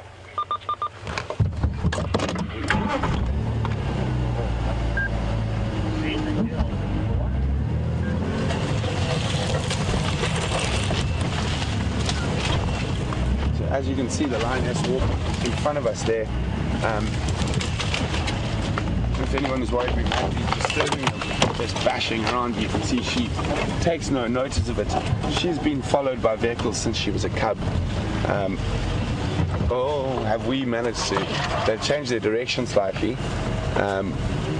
We might be on the wrong side of this drainage line, which is fine. We'll see if I can find a sneaky route through. Maybe we can just follow the lioness. No, we won't. That's a bit too steep, even for these vehicles. I did see another spot just off to the side. But fortunately, lions don't move like wild dogs. If we were following wild dogs, it would be a bit of a problem. But lions,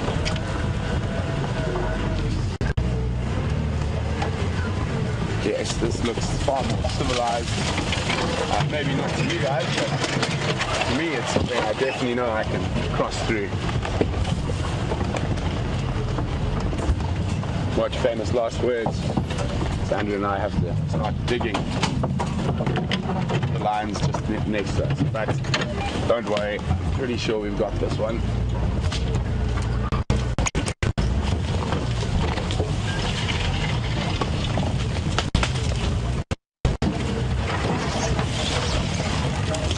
Oh, we just got a shower of kombucha leaves.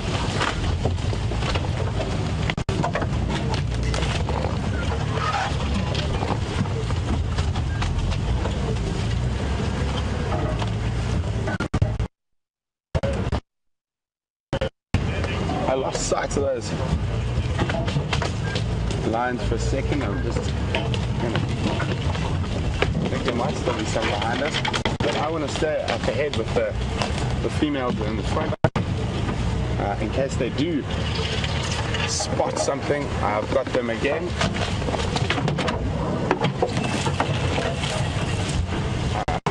And are they gonna it looks like they're testing me today. As we've crossed the drainage line, they've changed their mind. It looks like they're gonna cross that drainage line again. Naughty lions. But after we've had a little bit of a cat drought, so very exciting to have some cats on the property. And the lions are walking just in front of the vehicle now.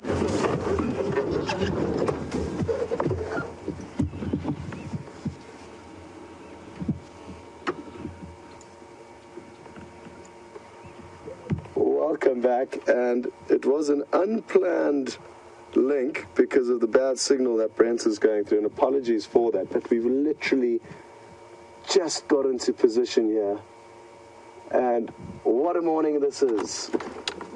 Buffalo, lion, and now leopard.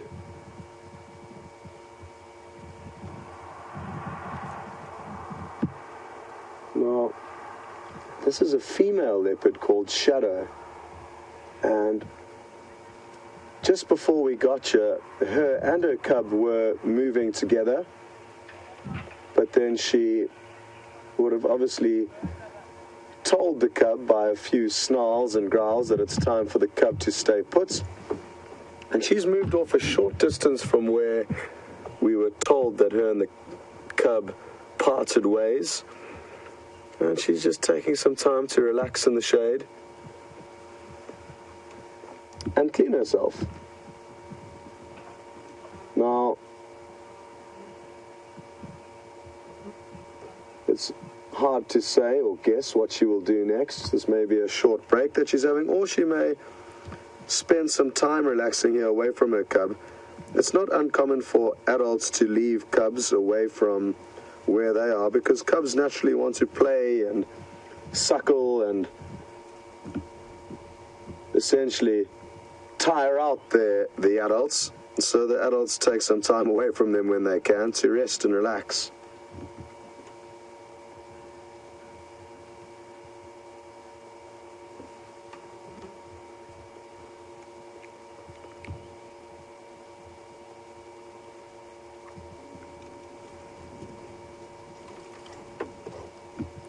Now, apologies for the branches in the foreground, but we are jammed into a fairly precarious spot in order to even get this angle. We're in a thick riverbed, and we're lucky to even have this view of her, considering the terrain we are in.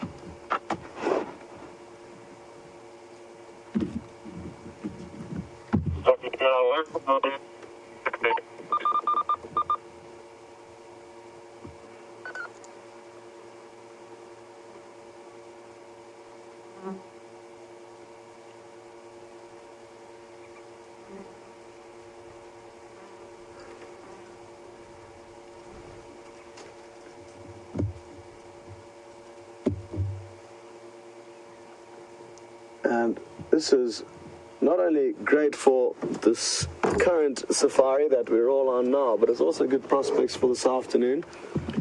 She has left her cub just on the other side of the boundary between Nkuhuma and Arathusa, but we have access to both properties.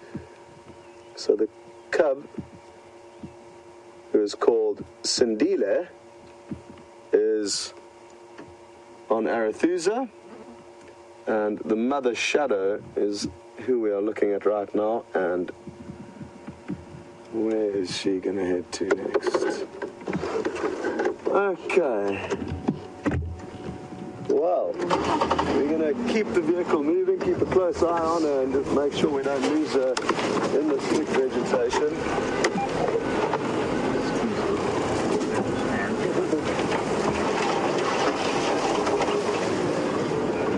Well, while we try and get another visual of this leopard and follow out of this thick stuff, why don't you head on back to Brent and see what the lion's up to, and we'll catch up a little bit later.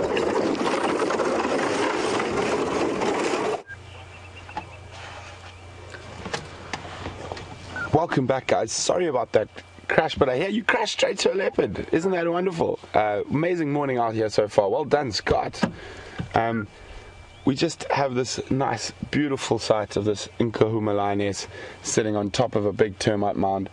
The rest of the pride are lying in the shade off to the right. They crossed through that drainage line and went back onto the road that Mount Mongoose is on, and now looks like they might lie down here for a bit. Just in case there's anyone new or just arrived, we've been tracking these lions since the get-go this morning, and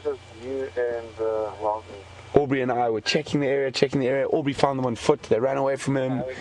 We had a look around. We couldn't find them, and then Aubrey managed to find them probably about 200 meters from where we were looking. Look how she's testing the air there, smelling. And in case you're new, we are live. You are looking at lions at the exact same time as I am in the African bush, wherever you might be. And for the old-time viewers, it looks like it's almost definitely the Nkuhuma pride. So nice to see them back again. They've been visiting the Manuleti to the north, so great to have them back. They look like they've eaten, but they're definitely not full, so maybe they will hunt again, maybe this afternoon. But there's a nice shot of the lioness using the high ground, the termite mound, to survey her domain. Also, we are interactive. You can send us questions about the lions we're seeing live right now, and you can do that by emailing questions@wildearth.tv or using the hashtag #SafariLive on Twitter.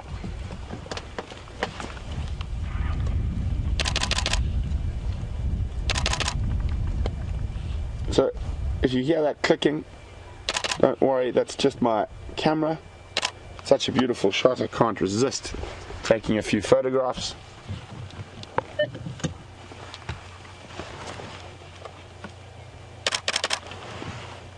Looks like she's going to go down and lie with the rest of the pride.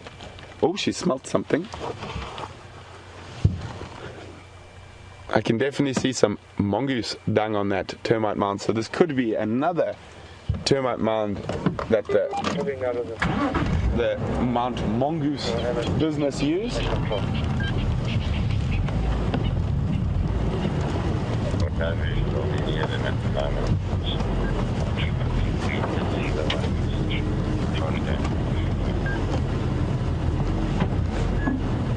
Alan, is two in front of me? Coming from left-hand line, yeah.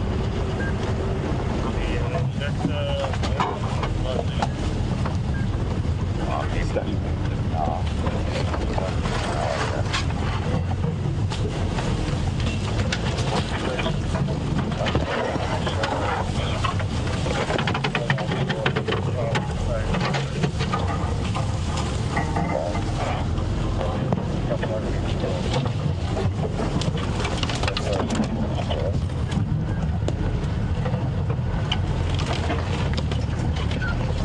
Station's looking for us, I'm with the majority of the pride lying up off that little link. I think it's called Ephraim's link that comes off Gallagher shortcut to the Buffalo. So cut line, you will get my visual if you carry on that little link road.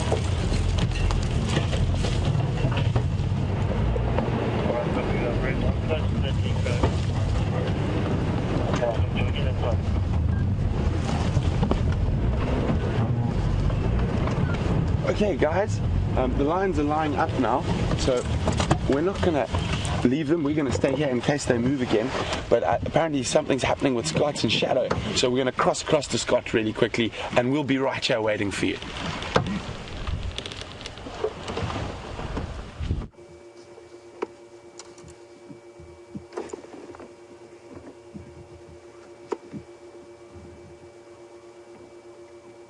Welcome back everyone.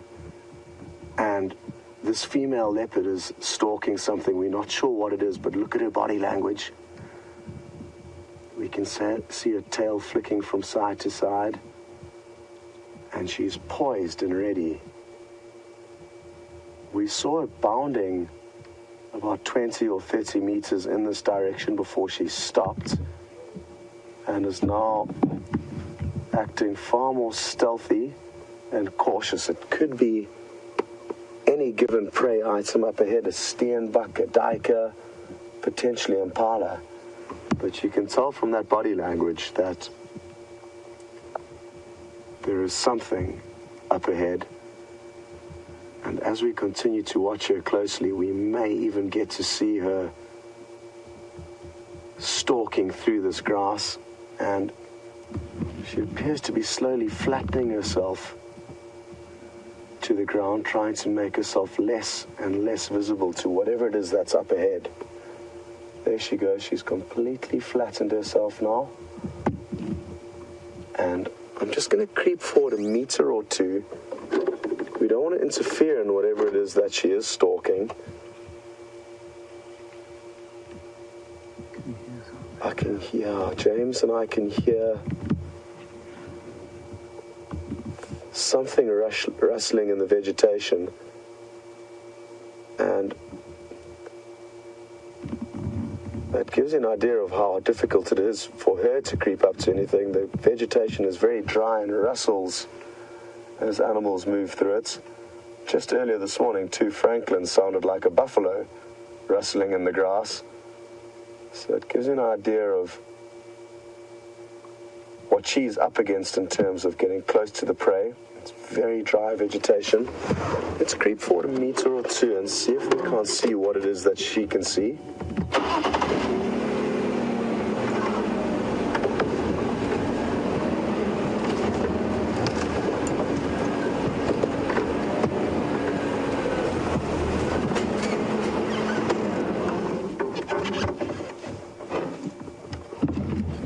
She's listening very, very intently. And I'm scanning with my binoculars. Ooh, this is looking good. There's some impala up ahead. Not far at all. And it'll be near impossible for James to show you. The wind is in our favor, or her favor. I'm on her team, not the impala's team this morning. And the wind is, there we go, James has found an impala that you can see moving through the vegetation. And as he zooms out, you'll get an idea of the proximity. It's not far away. The leopard's probably only 30 meters away, but it needs to be about 5 meters away before it pounces, because the impala are very, very quick. And because she does need to get so close, that is why she's stopped now. She's assessing the situation. And if she's patient, there's nothing stopping the impala walking directly into her. Look at that. Look at her body language. This is awesome. She is so focused. One ear appears to be turning back and listening to us occasionally. But she knows that this is a great opportunity, and rather than rushing in there, she's taking her time to work out what the best possible attack would be.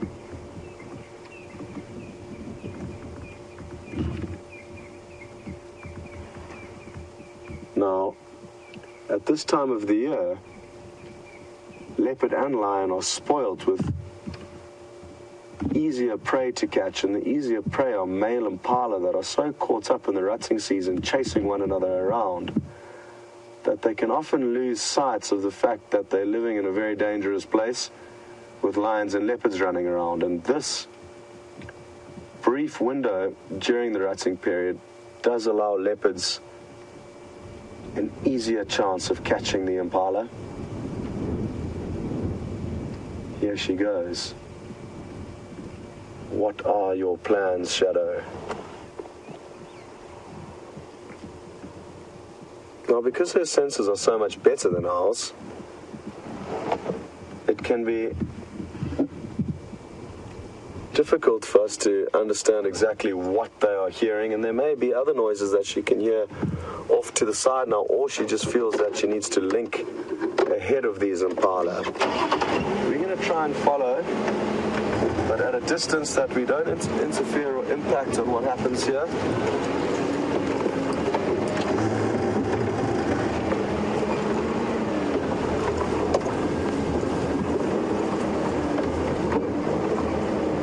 But we still need to be close enough to keep an eye on her. So it's a fine balance we have to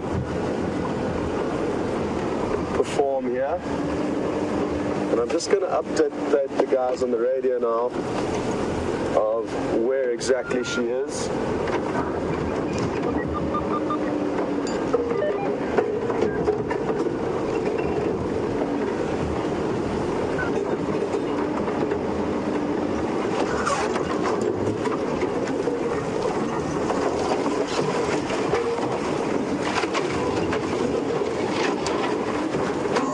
Shadow is very close to power lines and triple N junction, that's US mobile, just south.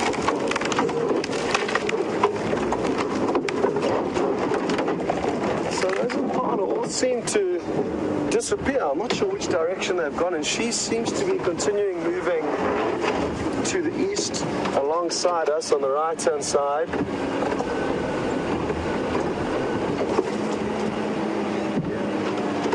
I did see her earlier. Can you see her, James? Let's maybe get a little bit closer in there.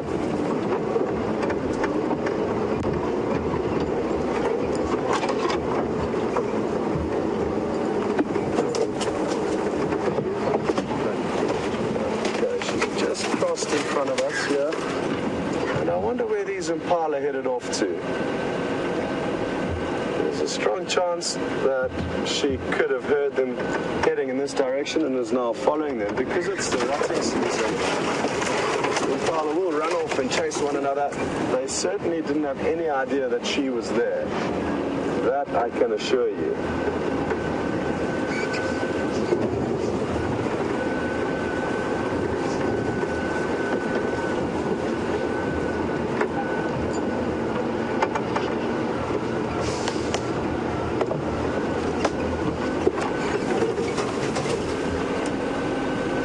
The sun really is beginning to warm us.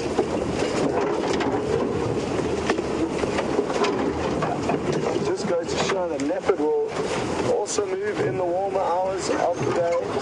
It's not just night time, which is a little misconception.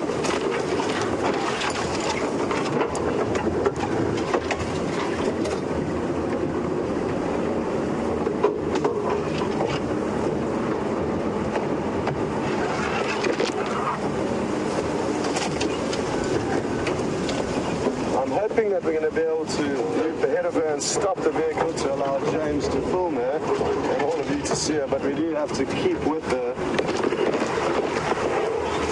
otherwise we'll lose her. And I'm guessing she's going to pop up this termite mound, so I'm just going to stop here, and she should continue up onto the termite mound. They will often creep up for a good vantage point, and she appears to be doing that right now.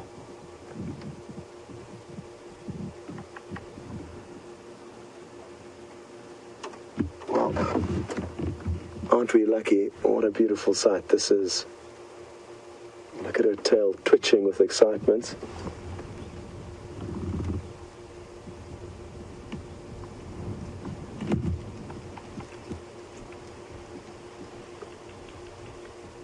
Even she flattens her ears as she pokes her head over the termite mound to see what's on the other side.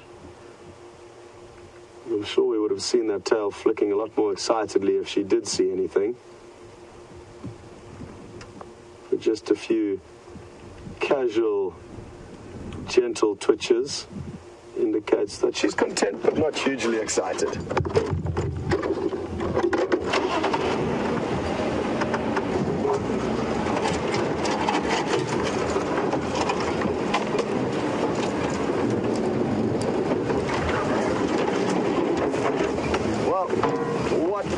Lucky morning we having. Brent with the lions, us with the leopard, and the leopard on the move. The chance we could see it hunting is very good.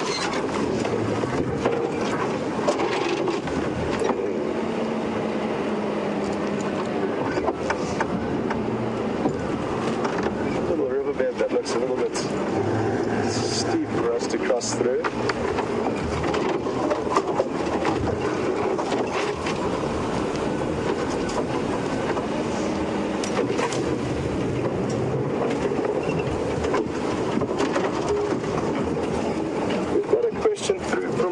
Asking if leopards are solitary or do they live in groups, and they are indeed solitary, Willie.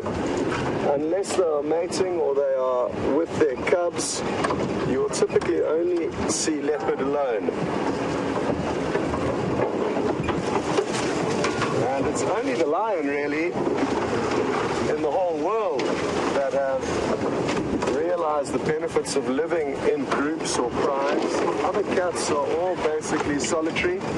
While we try and find this leopard again though, and keep an eye on it, we're going to link across to Brent, see how the lion are doing, and we'll catch up with you a little bit later.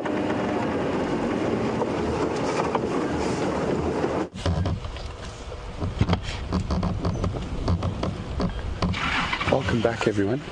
We're still with the pride. There is a bit of action going on, quite a lot of social greeting. We all know how important this allo grooming is called, especially with an animal like lions. Being the only social cat, a lot of this social interaction is very important to affirm the pride bonds, especially if you've ever seen lions feed. They forget all their manners. They will bite, scratch, and beat the absolute... I'm trying to look for the correct word without getting into trouble there. They'll have a big go at each other, and quite often when you see an injury on a lion's face, a scratch or a swollen eye, swollen cheek, it's from actually them feeding, not from fighting. They fight incessantly while they feed. So after they've fed and in quiet times, it's very important for the lions to reaffirm those social bonds that might have been broken during feeding. There are some buffalo bulls in the area, probably about 300-400 meters from here. It doesn't seem like the lions are aware that they're here, but I don't think they're probably going to move too much. Even though it is a cool morning, it is warming up quickly, so they are going to stand by here. And when you're tracking lions on foot or walking through the bush, it's a very interesting thing. You can always tell where a lion's been sleeping, because unlike where a buffalo or whatnot, there's normally a patch of long grass between, but where there's a pride of lions that have been sleeping during the day, they will normally flatten all the grass in that area, so you can actually see there's no grass standing up in the area where a pride of lions has been sleeping. So if they stay in this area during the day, the majority of that grass that's standing up between them now will be flat by 3 o'clock this afternoon. So for those of you who might have tuned in late or are new to Safari Live, we've been tracking these lions since we've been out early this morning, and we've had their tracks. Aubrey managed to find them on foot. They ran from him, and now we found them a little bit further to the east from where they were earlier, where we first saw them. So really great to find them, and I know we're very happy. Scott's got a leopard, I've got lions. What a fantastic morning. So if you are new, we are live. You are seeing these animals live from Africa, wherever you are in the world. Emailing questions at wildearth.tv or just using the hashtag Safari Live on Twitter.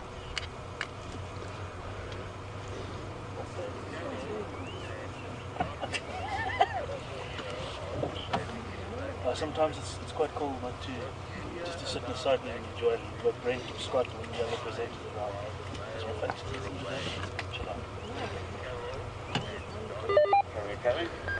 Hi, Carol and John from California. Welcome to the Sunrise Safari. Great to have you with us this morning. Carol, excuse me. Carol and John are both asking the same question about that young male lion that is a member of the pride. He's pushing about 3 years old, and the last time we saw him, saw this pride, he was not present with the pride, and there was a lot of speculation whether he had been pushed out already, and they'd like to know, because the two dominant males in the area, the males, are not present at the moment. They're further down south with the Styx lionesses. Is that why he's been allowed back into his natal pride? That is probably the case. He would have been hanging around the peripheries just trying to avoid those males while they're moving around, and now that the males are possibly, we think, very focused on mating with one of the Styx lionesses, the one who doesn't have cubs, it's very probable that he's used this opportunity to sneak back into the pride and to take as much time and build as much strength and stuff from all the meat he's getting from the pride before he has to set out on his own. But he has got to the stage now where he will be pushed out by the males.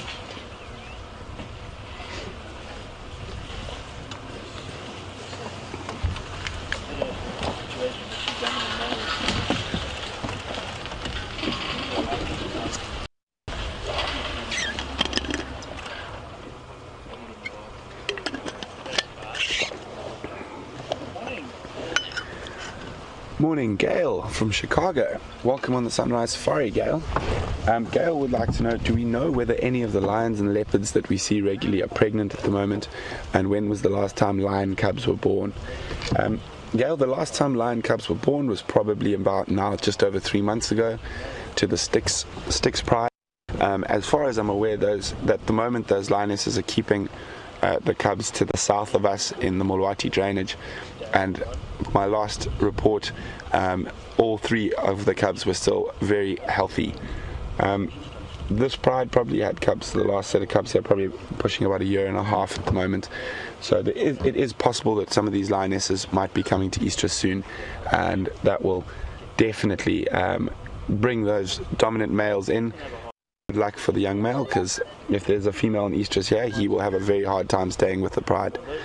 So, and with the leopards, Gail, at the moment, I don't know of any female leopards that we see regularly that are pregnant.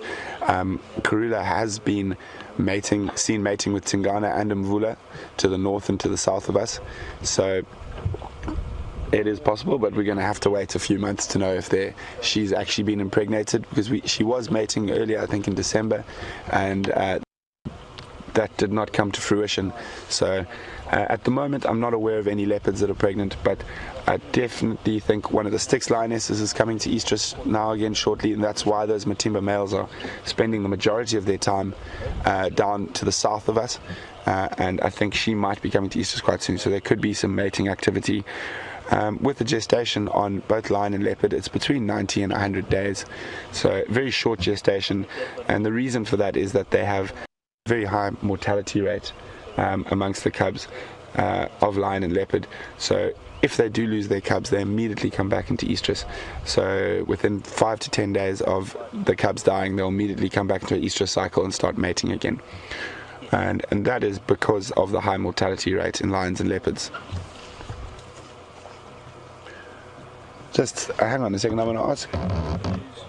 Just now I'm going to ask Craig a question. He travels to the south of us, so he might know a bit more about what's happening with the Sticks cubs than I do.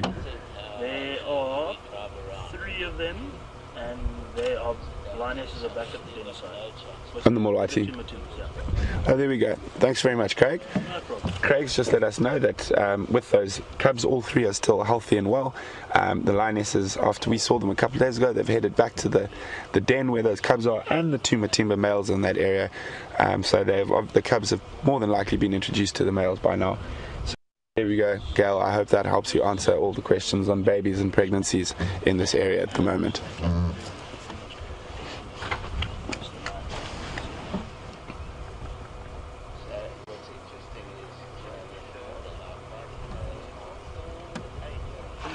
So they were originally 9. Had a run in with the coalition. Hi Raisa, welcome on Sunrise Safari. Raisa would like to know whether all 8 lines of the Nkuhuma Pride are here. Yes, they are. We're going to show you now. I'm going to get Andrew to zoom out. I think we'll start from closest and go to furthest. So we'll start off to the left there.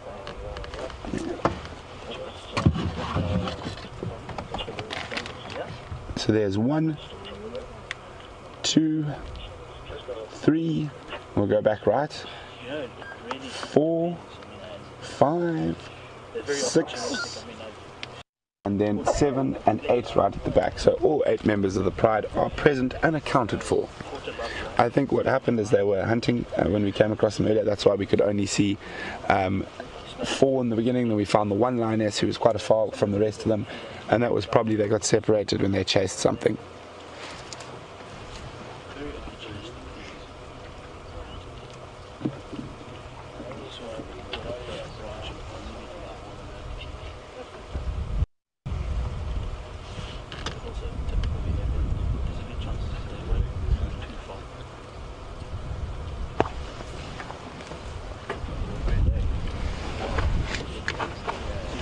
Definitely had something.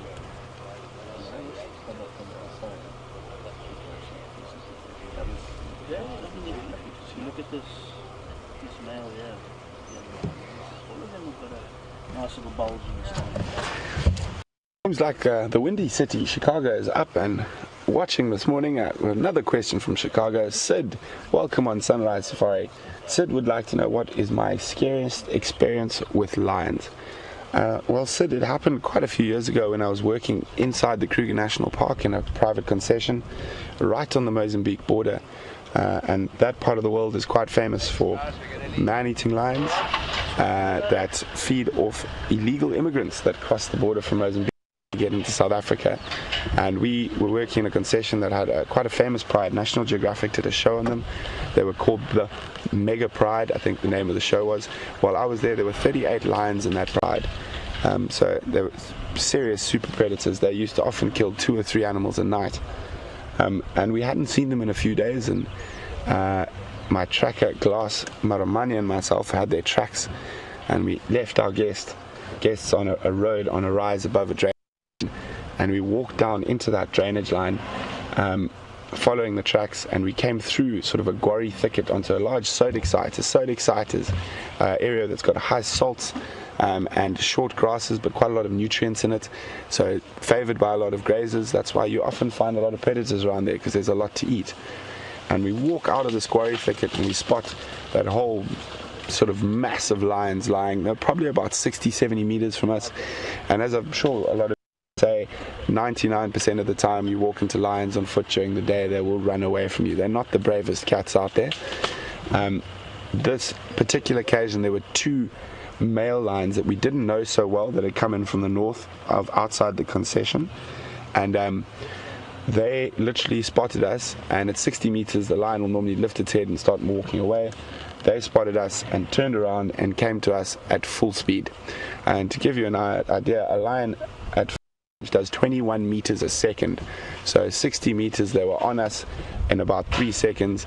My tracker was shouting and swearing in Shangaan that I should shoot the thing, and I didn't want to shoot a lion inside a national park, so I shouted at him, no, you must throw rocks at them. And I won't go into the language I used with the lions. My manners deteriorated, but there was a lot of shouting and bad words thrown in their general direction. They stopped at about 4 meters from us. So when they stopped, they covered us in dust and sand. I was on my knee with a loaded rifle at this stage, screaming and shouting. And if you work in the bush with a very good tracker for a long time, you guys develop a rapport, and you do get into some tricky situations sometimes. So what our protocol there was, because we did get charged by lions quite often, it is an unusual area for that, is that I would stand facing the lions with the rifle.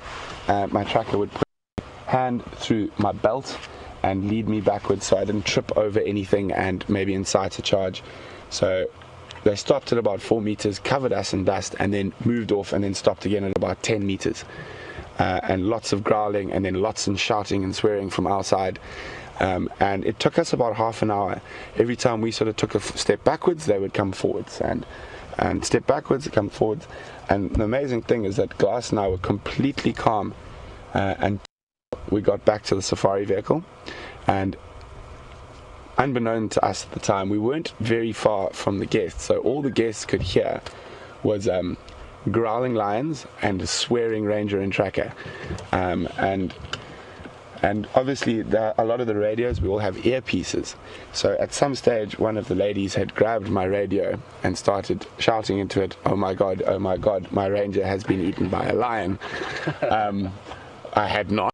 I'm still sitting here, but obviously she didn't understand that. She couldn't understand why no one was talking back to her, because the earpiece was in, and so obviously there was a slight panic by the other guides in the area, and they started becoming highly mobile towards my last position, where I'd said I was going to track the lions, and we basically got back to the car, and everything was fine till I unloaded the rifle, and I took the loaded round out, and I put it back, made the rifle safe, put my rifle back in its bag, and then I literally just broke down into a shaky mess.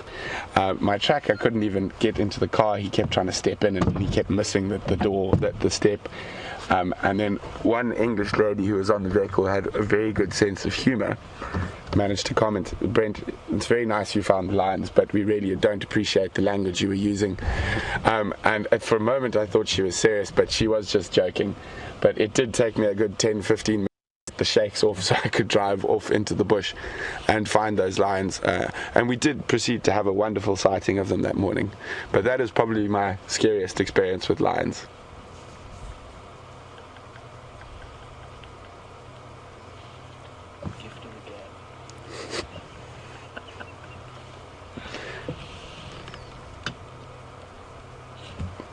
But as I was saying, most of the time, lions are completely fine on foot, and I've walked them hundreds and hundreds of times, and only once have I had a really serious charge. So while we're sitting with a lazy lump of lions, we're going to cross over to Scott, who's still with Shadow, and following her through the bush. We're not going to move just in case those buffalo decide to wander in here, but we will catch up with you a little later in the drive. So have fun with Scott and James.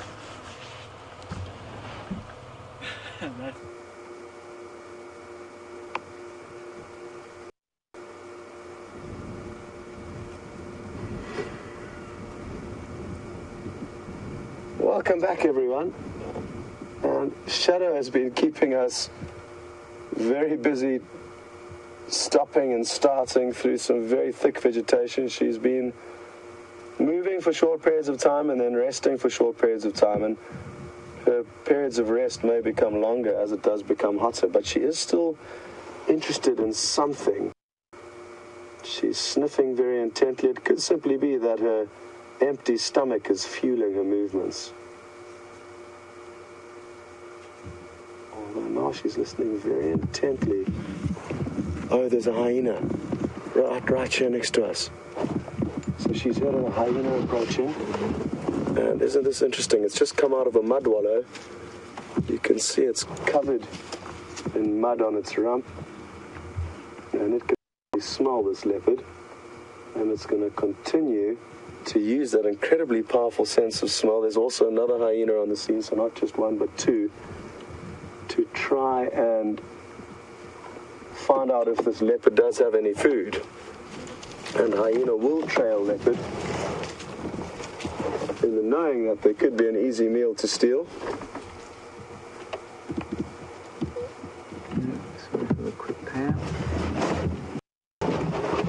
Okay, now the leopard has moved off ever so slightly. We are going to do our best to stay with the leopard and not the hyena.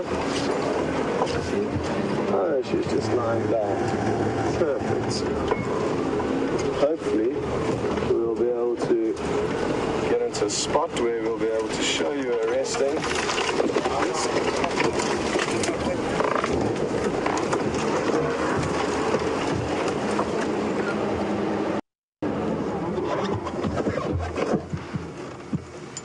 She's still watching the hyena very intently, and the hyena are continuing to pace up and down behind us. So at any point she could run off, and I'm sure these hyena are actually going to find her. They are coming closer and closer, and isn't it incredible that they can smell her? She's not worried. She knows she's very quick, and escaping these hyena for her are not going to be a problem. The hyena will also be less inclined to want to actually attack her. Oh, they're coming very close now. Get ready for action. There she goes. There we go. And the hyena in shot. Now, I'm going to do my best to stay with this leopard. Choosing a route is going to be tricky because it's very thick, but it should work out. Just hold on for a second as I try and maneuver us through this thick bush to get us to where we need to be. Still got the leopard in sight, which is good news. And she's just directly ahead of us now. We nearly got taken out by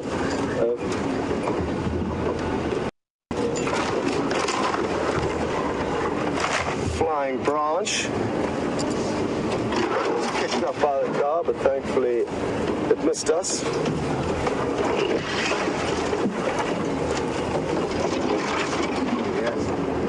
Good. I'm just going to stop here and let James zoom in as she slinks off into some more thick bush. There, he's already on her. And is she going to jump up onto that log? I'm thinking she's going to. And up there she'll feel safe. The hyena are still trailing her. And I think she's going to seek refuge up on this fallen down tree. Maybe not.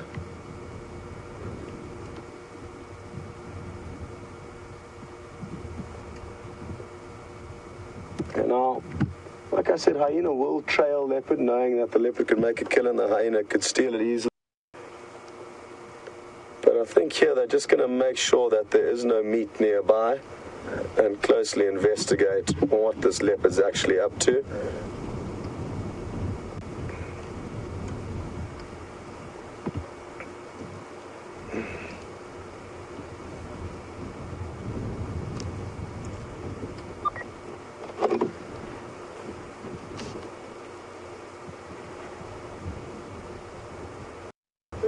The shadow is now just crossed over Impala Plains under the power lines.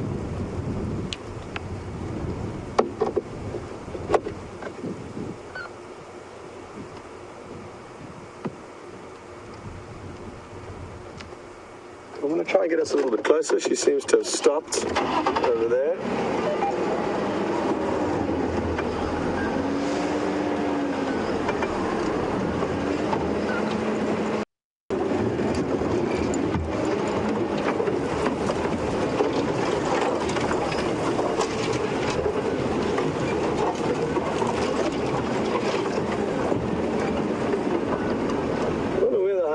They were last heading straight for her, but they appear to have maybe given up.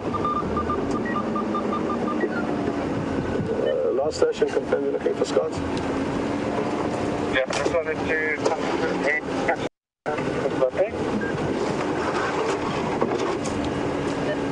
Shadow, Mafazi Ingwe.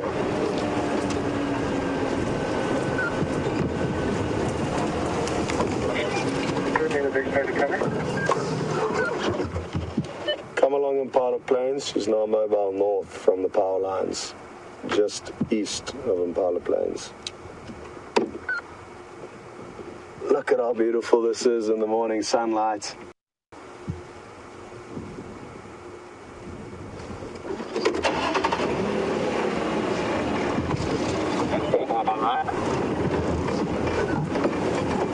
Now, as the name of the road that she just crossed over suggests, there can often be impala in this area. And the road is therefore called Impala Plains. Doesn't mean that they're impala here all the time, but I know for a fact that there are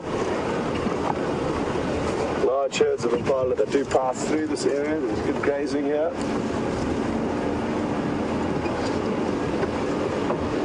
And hopefully she's going to bump into something to chase for us.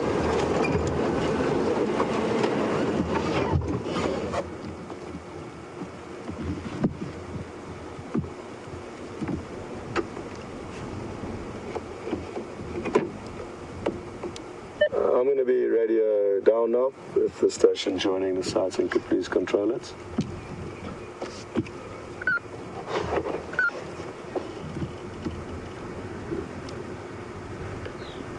Okay.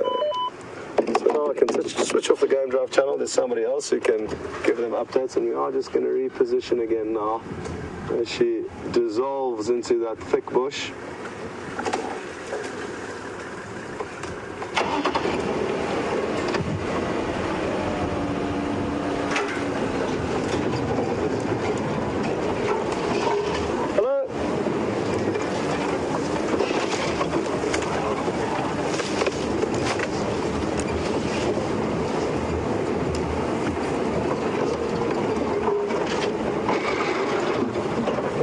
Other vehicle's really going to battle now because they're in a long wheelbase car. We're in a short wheelbase car, which is a lot more maneuverable and easier to steer through this thick vegetation.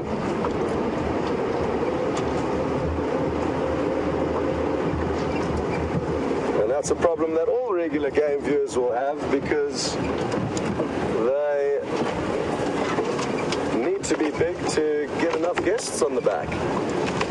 A unique and rare sized vehicle, which is really great for what we need to do. Oh, she should technically up. She's just here in front of us, so we're going to try get a little bit further ahead and be able to get her walking past us. This should actually work out quite well. No, she's changed direction and she's just laid down.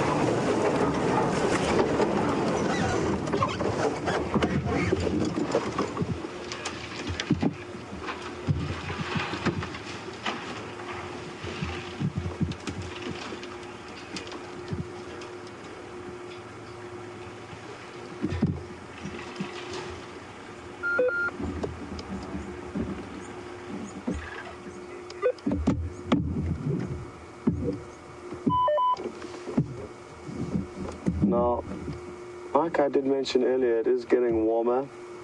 You can see her panting, not too heavily, but she's been moving a fair distance since we've been following her.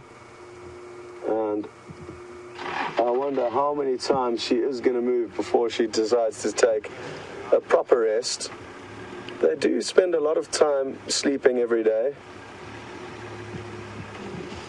16 to 20 hours is a statistic that's used for many cats, and that means we've been really lucky to follow her in this window period of movement, especially during daylight hours. It doesn't look like she's going to be here longer, and I can almost see, yeah, there we go, and she's coming right towards us. Isn't this awesome?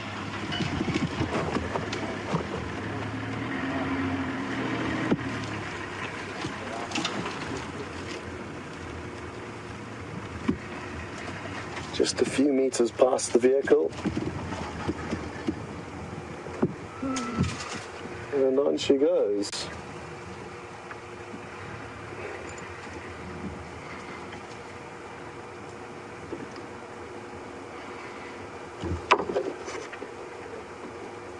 Well, just by watching her movements this morning, it makes you understand how difficult it is to track down these animals. They are moving, or they can move in all different directions, as she's doing now. She's just turned straight back west in the direction she's come from.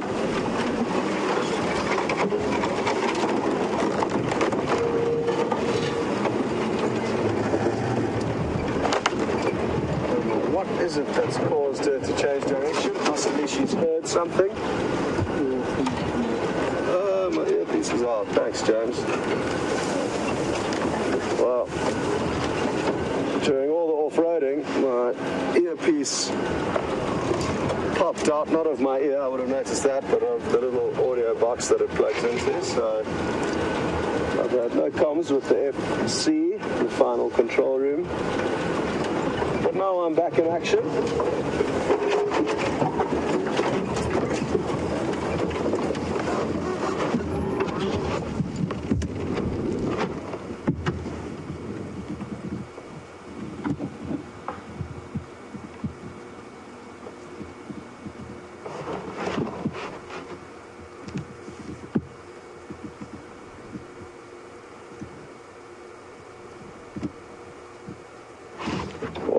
Good morning, Anna-Marie, and thanks for sending your question through. Anna-Marie would like to know, how and why has this leopard's name changed? It was initially called Tingana. Now there's a male called Tingana. And now she is called Shadow. It's not uncommon for leopards' names to change for various reasons, just like we have now named her cub Sindile. That is just our own private name for her, if you like to say. It's not a name that's been decided upon by the guides in this area. And we are just going to use it amongst the WildEarth family, rather than saying Shadow's cub all the time. And we will therefore get used to it being called Sindile until at around 1.5 years it'll be given its own name by the guides in this area. So there's no set formula and correct way of... She just disappeared right behind the back of our vehicle. There's no set formula and correct way to name leopards, and it will vary on the area of operation. And as a leopard moves from one area where it may be named as a sub-adult, it could move onto a new property where the guides in that area name it. So it's a bit of a... not a grey area, but a bit of a... it's an issue that's encountered commonly in large areas, that animals get given different names by different people. And it's kind of unavoidable because the animals move.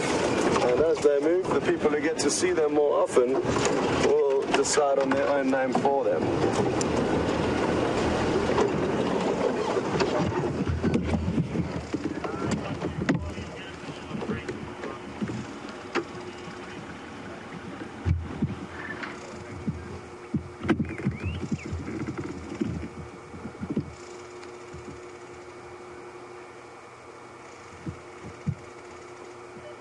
Good morning, Tammy in Seattle. And Tammy would like to know where Shadow's cub is. And I've got a vague idea of where she left him. Well, actually, a very good idea of where she left him this morning. She left him just minutes before we got to her. So we didn't see them together, sadly. But they were together.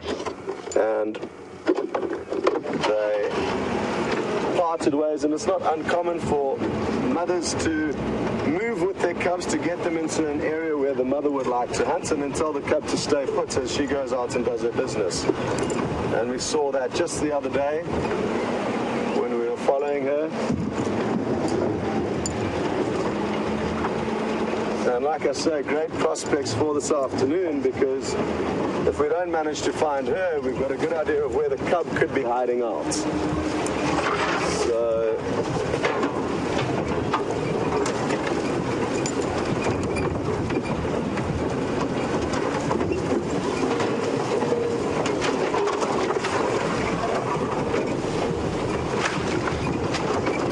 that's good news for this afternoon.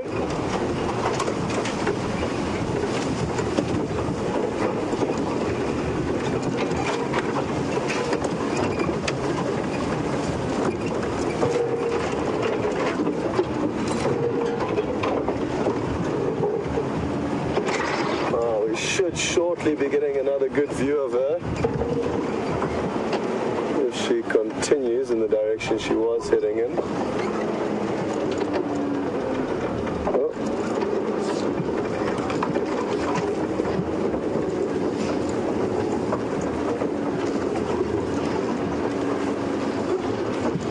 Yes, of course, she's decided to lie down and have another break, which is possible.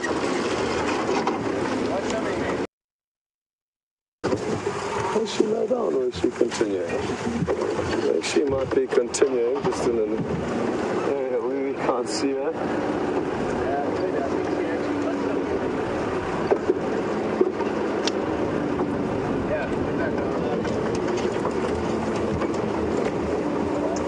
I think she's stalking something again. Yep, she is. There's a very small gap that I'm going to try to get James into. Oh, she is flat to the ground. Look at that. This is awesome. She's flattened herself on the ground, and there must be something very close to her. So watch closely. We're just going to keep quiet and watch her as she readies herself.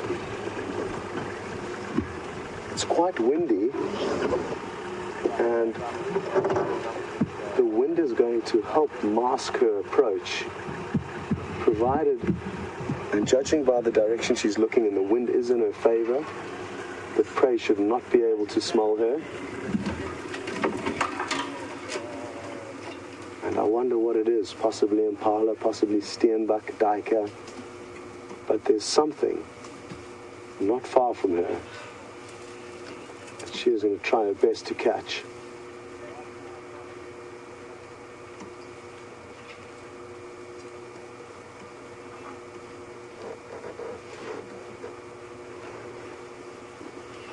Now, in a situation like this, it is always tempting to try and get as close to the action as possible. But it's important to remember that we don't want to interfere or impact on what goes on here in any given way. We don't want to help her or the prey to either escape or to make the kill. We simply want to be bystanders and watch what happens. And to do that, in thick bush like this, we do just have to keep our distance and wait and see what happens.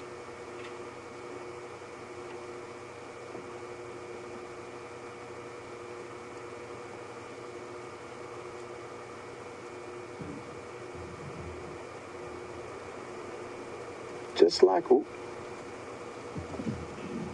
look at that. She's obviously seen a window of opportunity.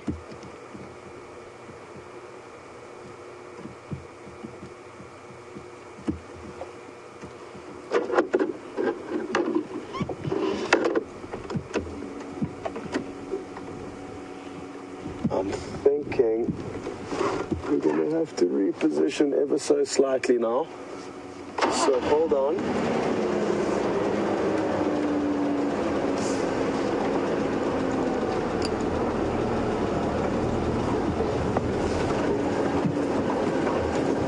Let's just try to creep ahead a little bit. See if we can work out what's going on.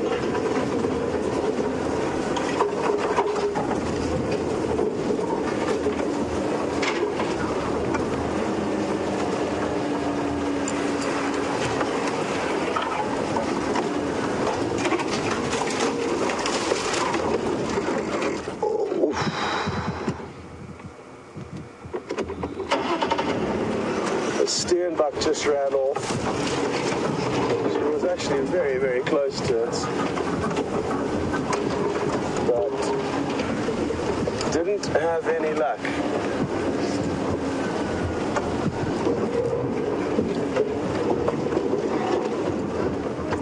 The steenbok's a very small and agile antelope.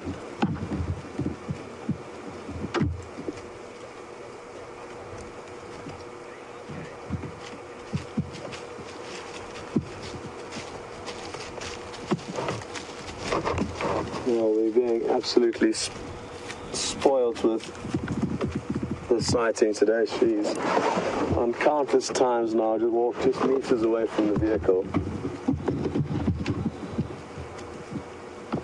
And again, we've been very lucky to witness that it's a very difficult job for leopards to catch their prey. And as a rough statistic, only 20% of their attempted hunts will end up in a successful kill. Hard to believe because they are such stealthy animals, but you do need to remember that their prey have adapted and evolved to escape being eaten for many, many years.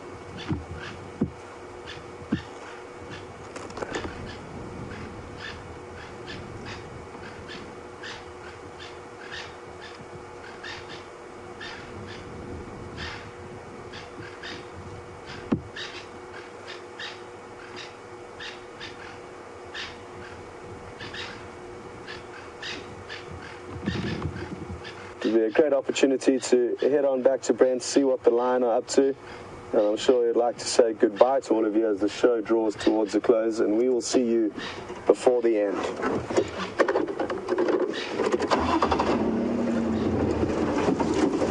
Every time you move.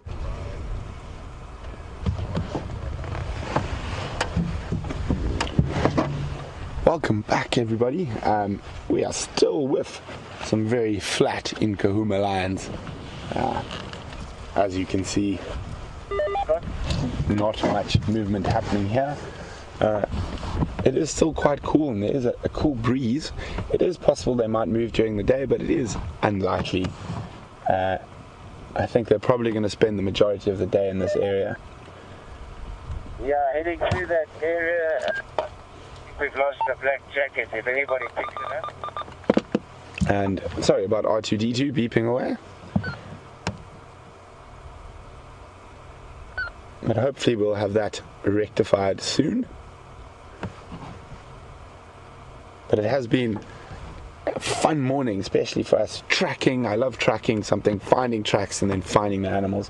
It's sort of a really one of the things I love the most in the bush.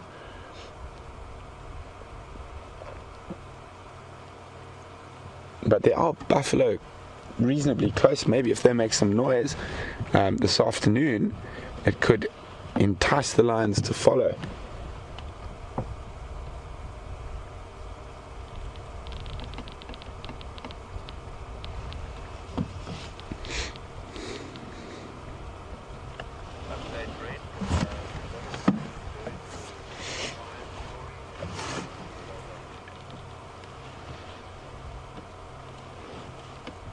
So, thanks very much, guys. Apparently, lots of you liked the lion tail I told. Hopefully, I don't have too many more lion tails like that in my life. I much prefer finding them on foot a little bit more relaxed than that. But it is a really good learning experience when tracking animals. That most of the time they're going to be fine, but you always need to be prepared for the time they're not, and not to panic. And not to run, most importantly. And that is quite easier said than done when you've got two massive male lions hurtling at you at 21 meters a second.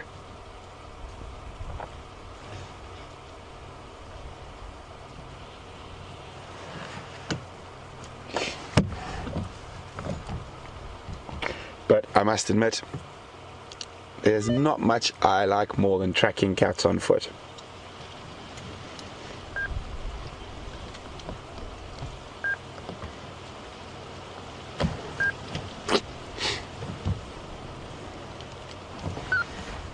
So I have to turn R2D2 up in case someone else wants to come to the lions. We're the only people here, and I think someone was looking to come here a bit earlier. So I'm just going to turn it up, so excuse if there's a bit of beeping and I have to talk on the radio again. But what I'm hoping for the sunset safari is that these lions from here are going to head sort of south down towards the dam at the Nkuhuma Dam Cam, and hopefully they might find some buffalo or something else in there. It is quite a thick area to follow them through, but don't worry, I'm quite sure we'll be up to it.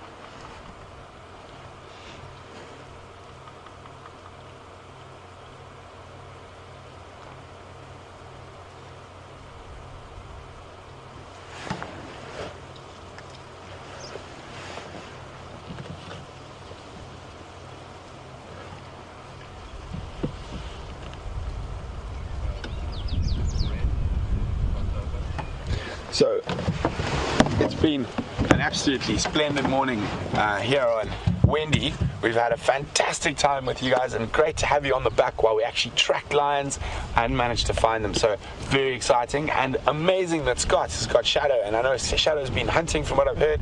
So you guys have been spoiled this morning. I mean, 2 cats. It's been a while since we've been able to do that. We're really, really happy that we've been able to share the lion and the leopard with you this morning. A nice change from doing all the little things that we've been up to. And thanks very much for watching. We really do appreciate all the questions, and they help us get through the drive, and it helps us to learn what you guys want to know about, and what you want to learn about, and what you want to see. So thanks very much, and we will definitely see you on the Sunset Safari. I'm definitely coming straight back to these lions. So have fun with Scott for the rest of the drive. I have Shadows on the move, so we're going to stay with these sleeping lions till the end, just in case something happens. But enjoy Shadow and Scott.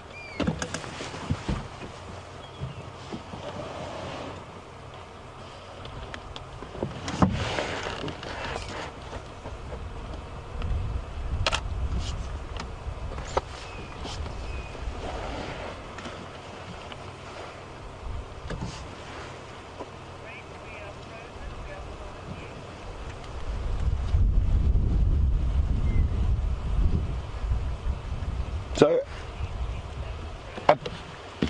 apparently there's a little bit of signal issues, so you're stuck with me for a bit longer. Sorry about that. Gremlins out in the sky again, or fairies, depending on which way you want to look at it. And you can see there's that young male using his paw as a pillow.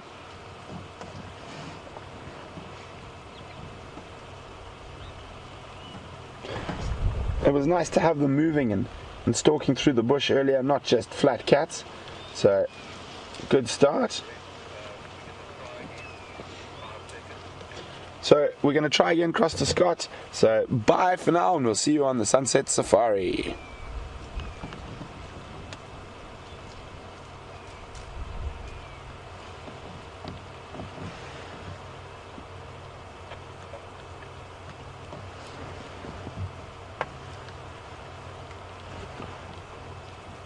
Last station, please repeat.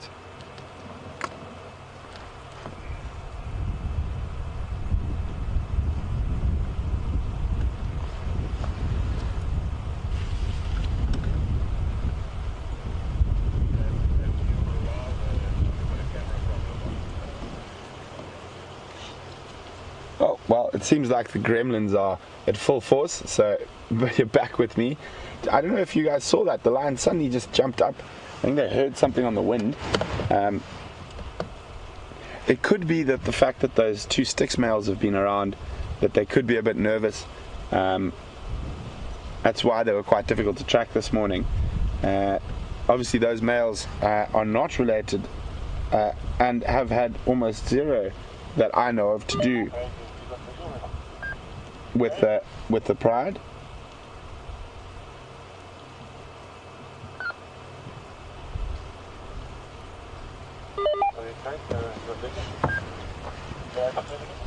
But then you can see heads up and then relax again very quickly.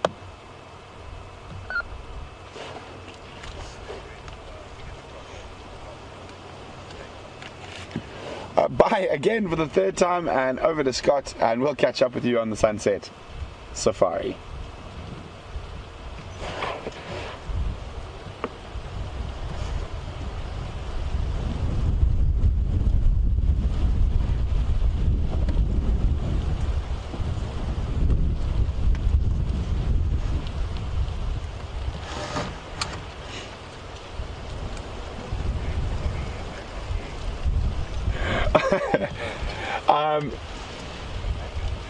I'm back again. Sorry, the gremlins are really proving difficult.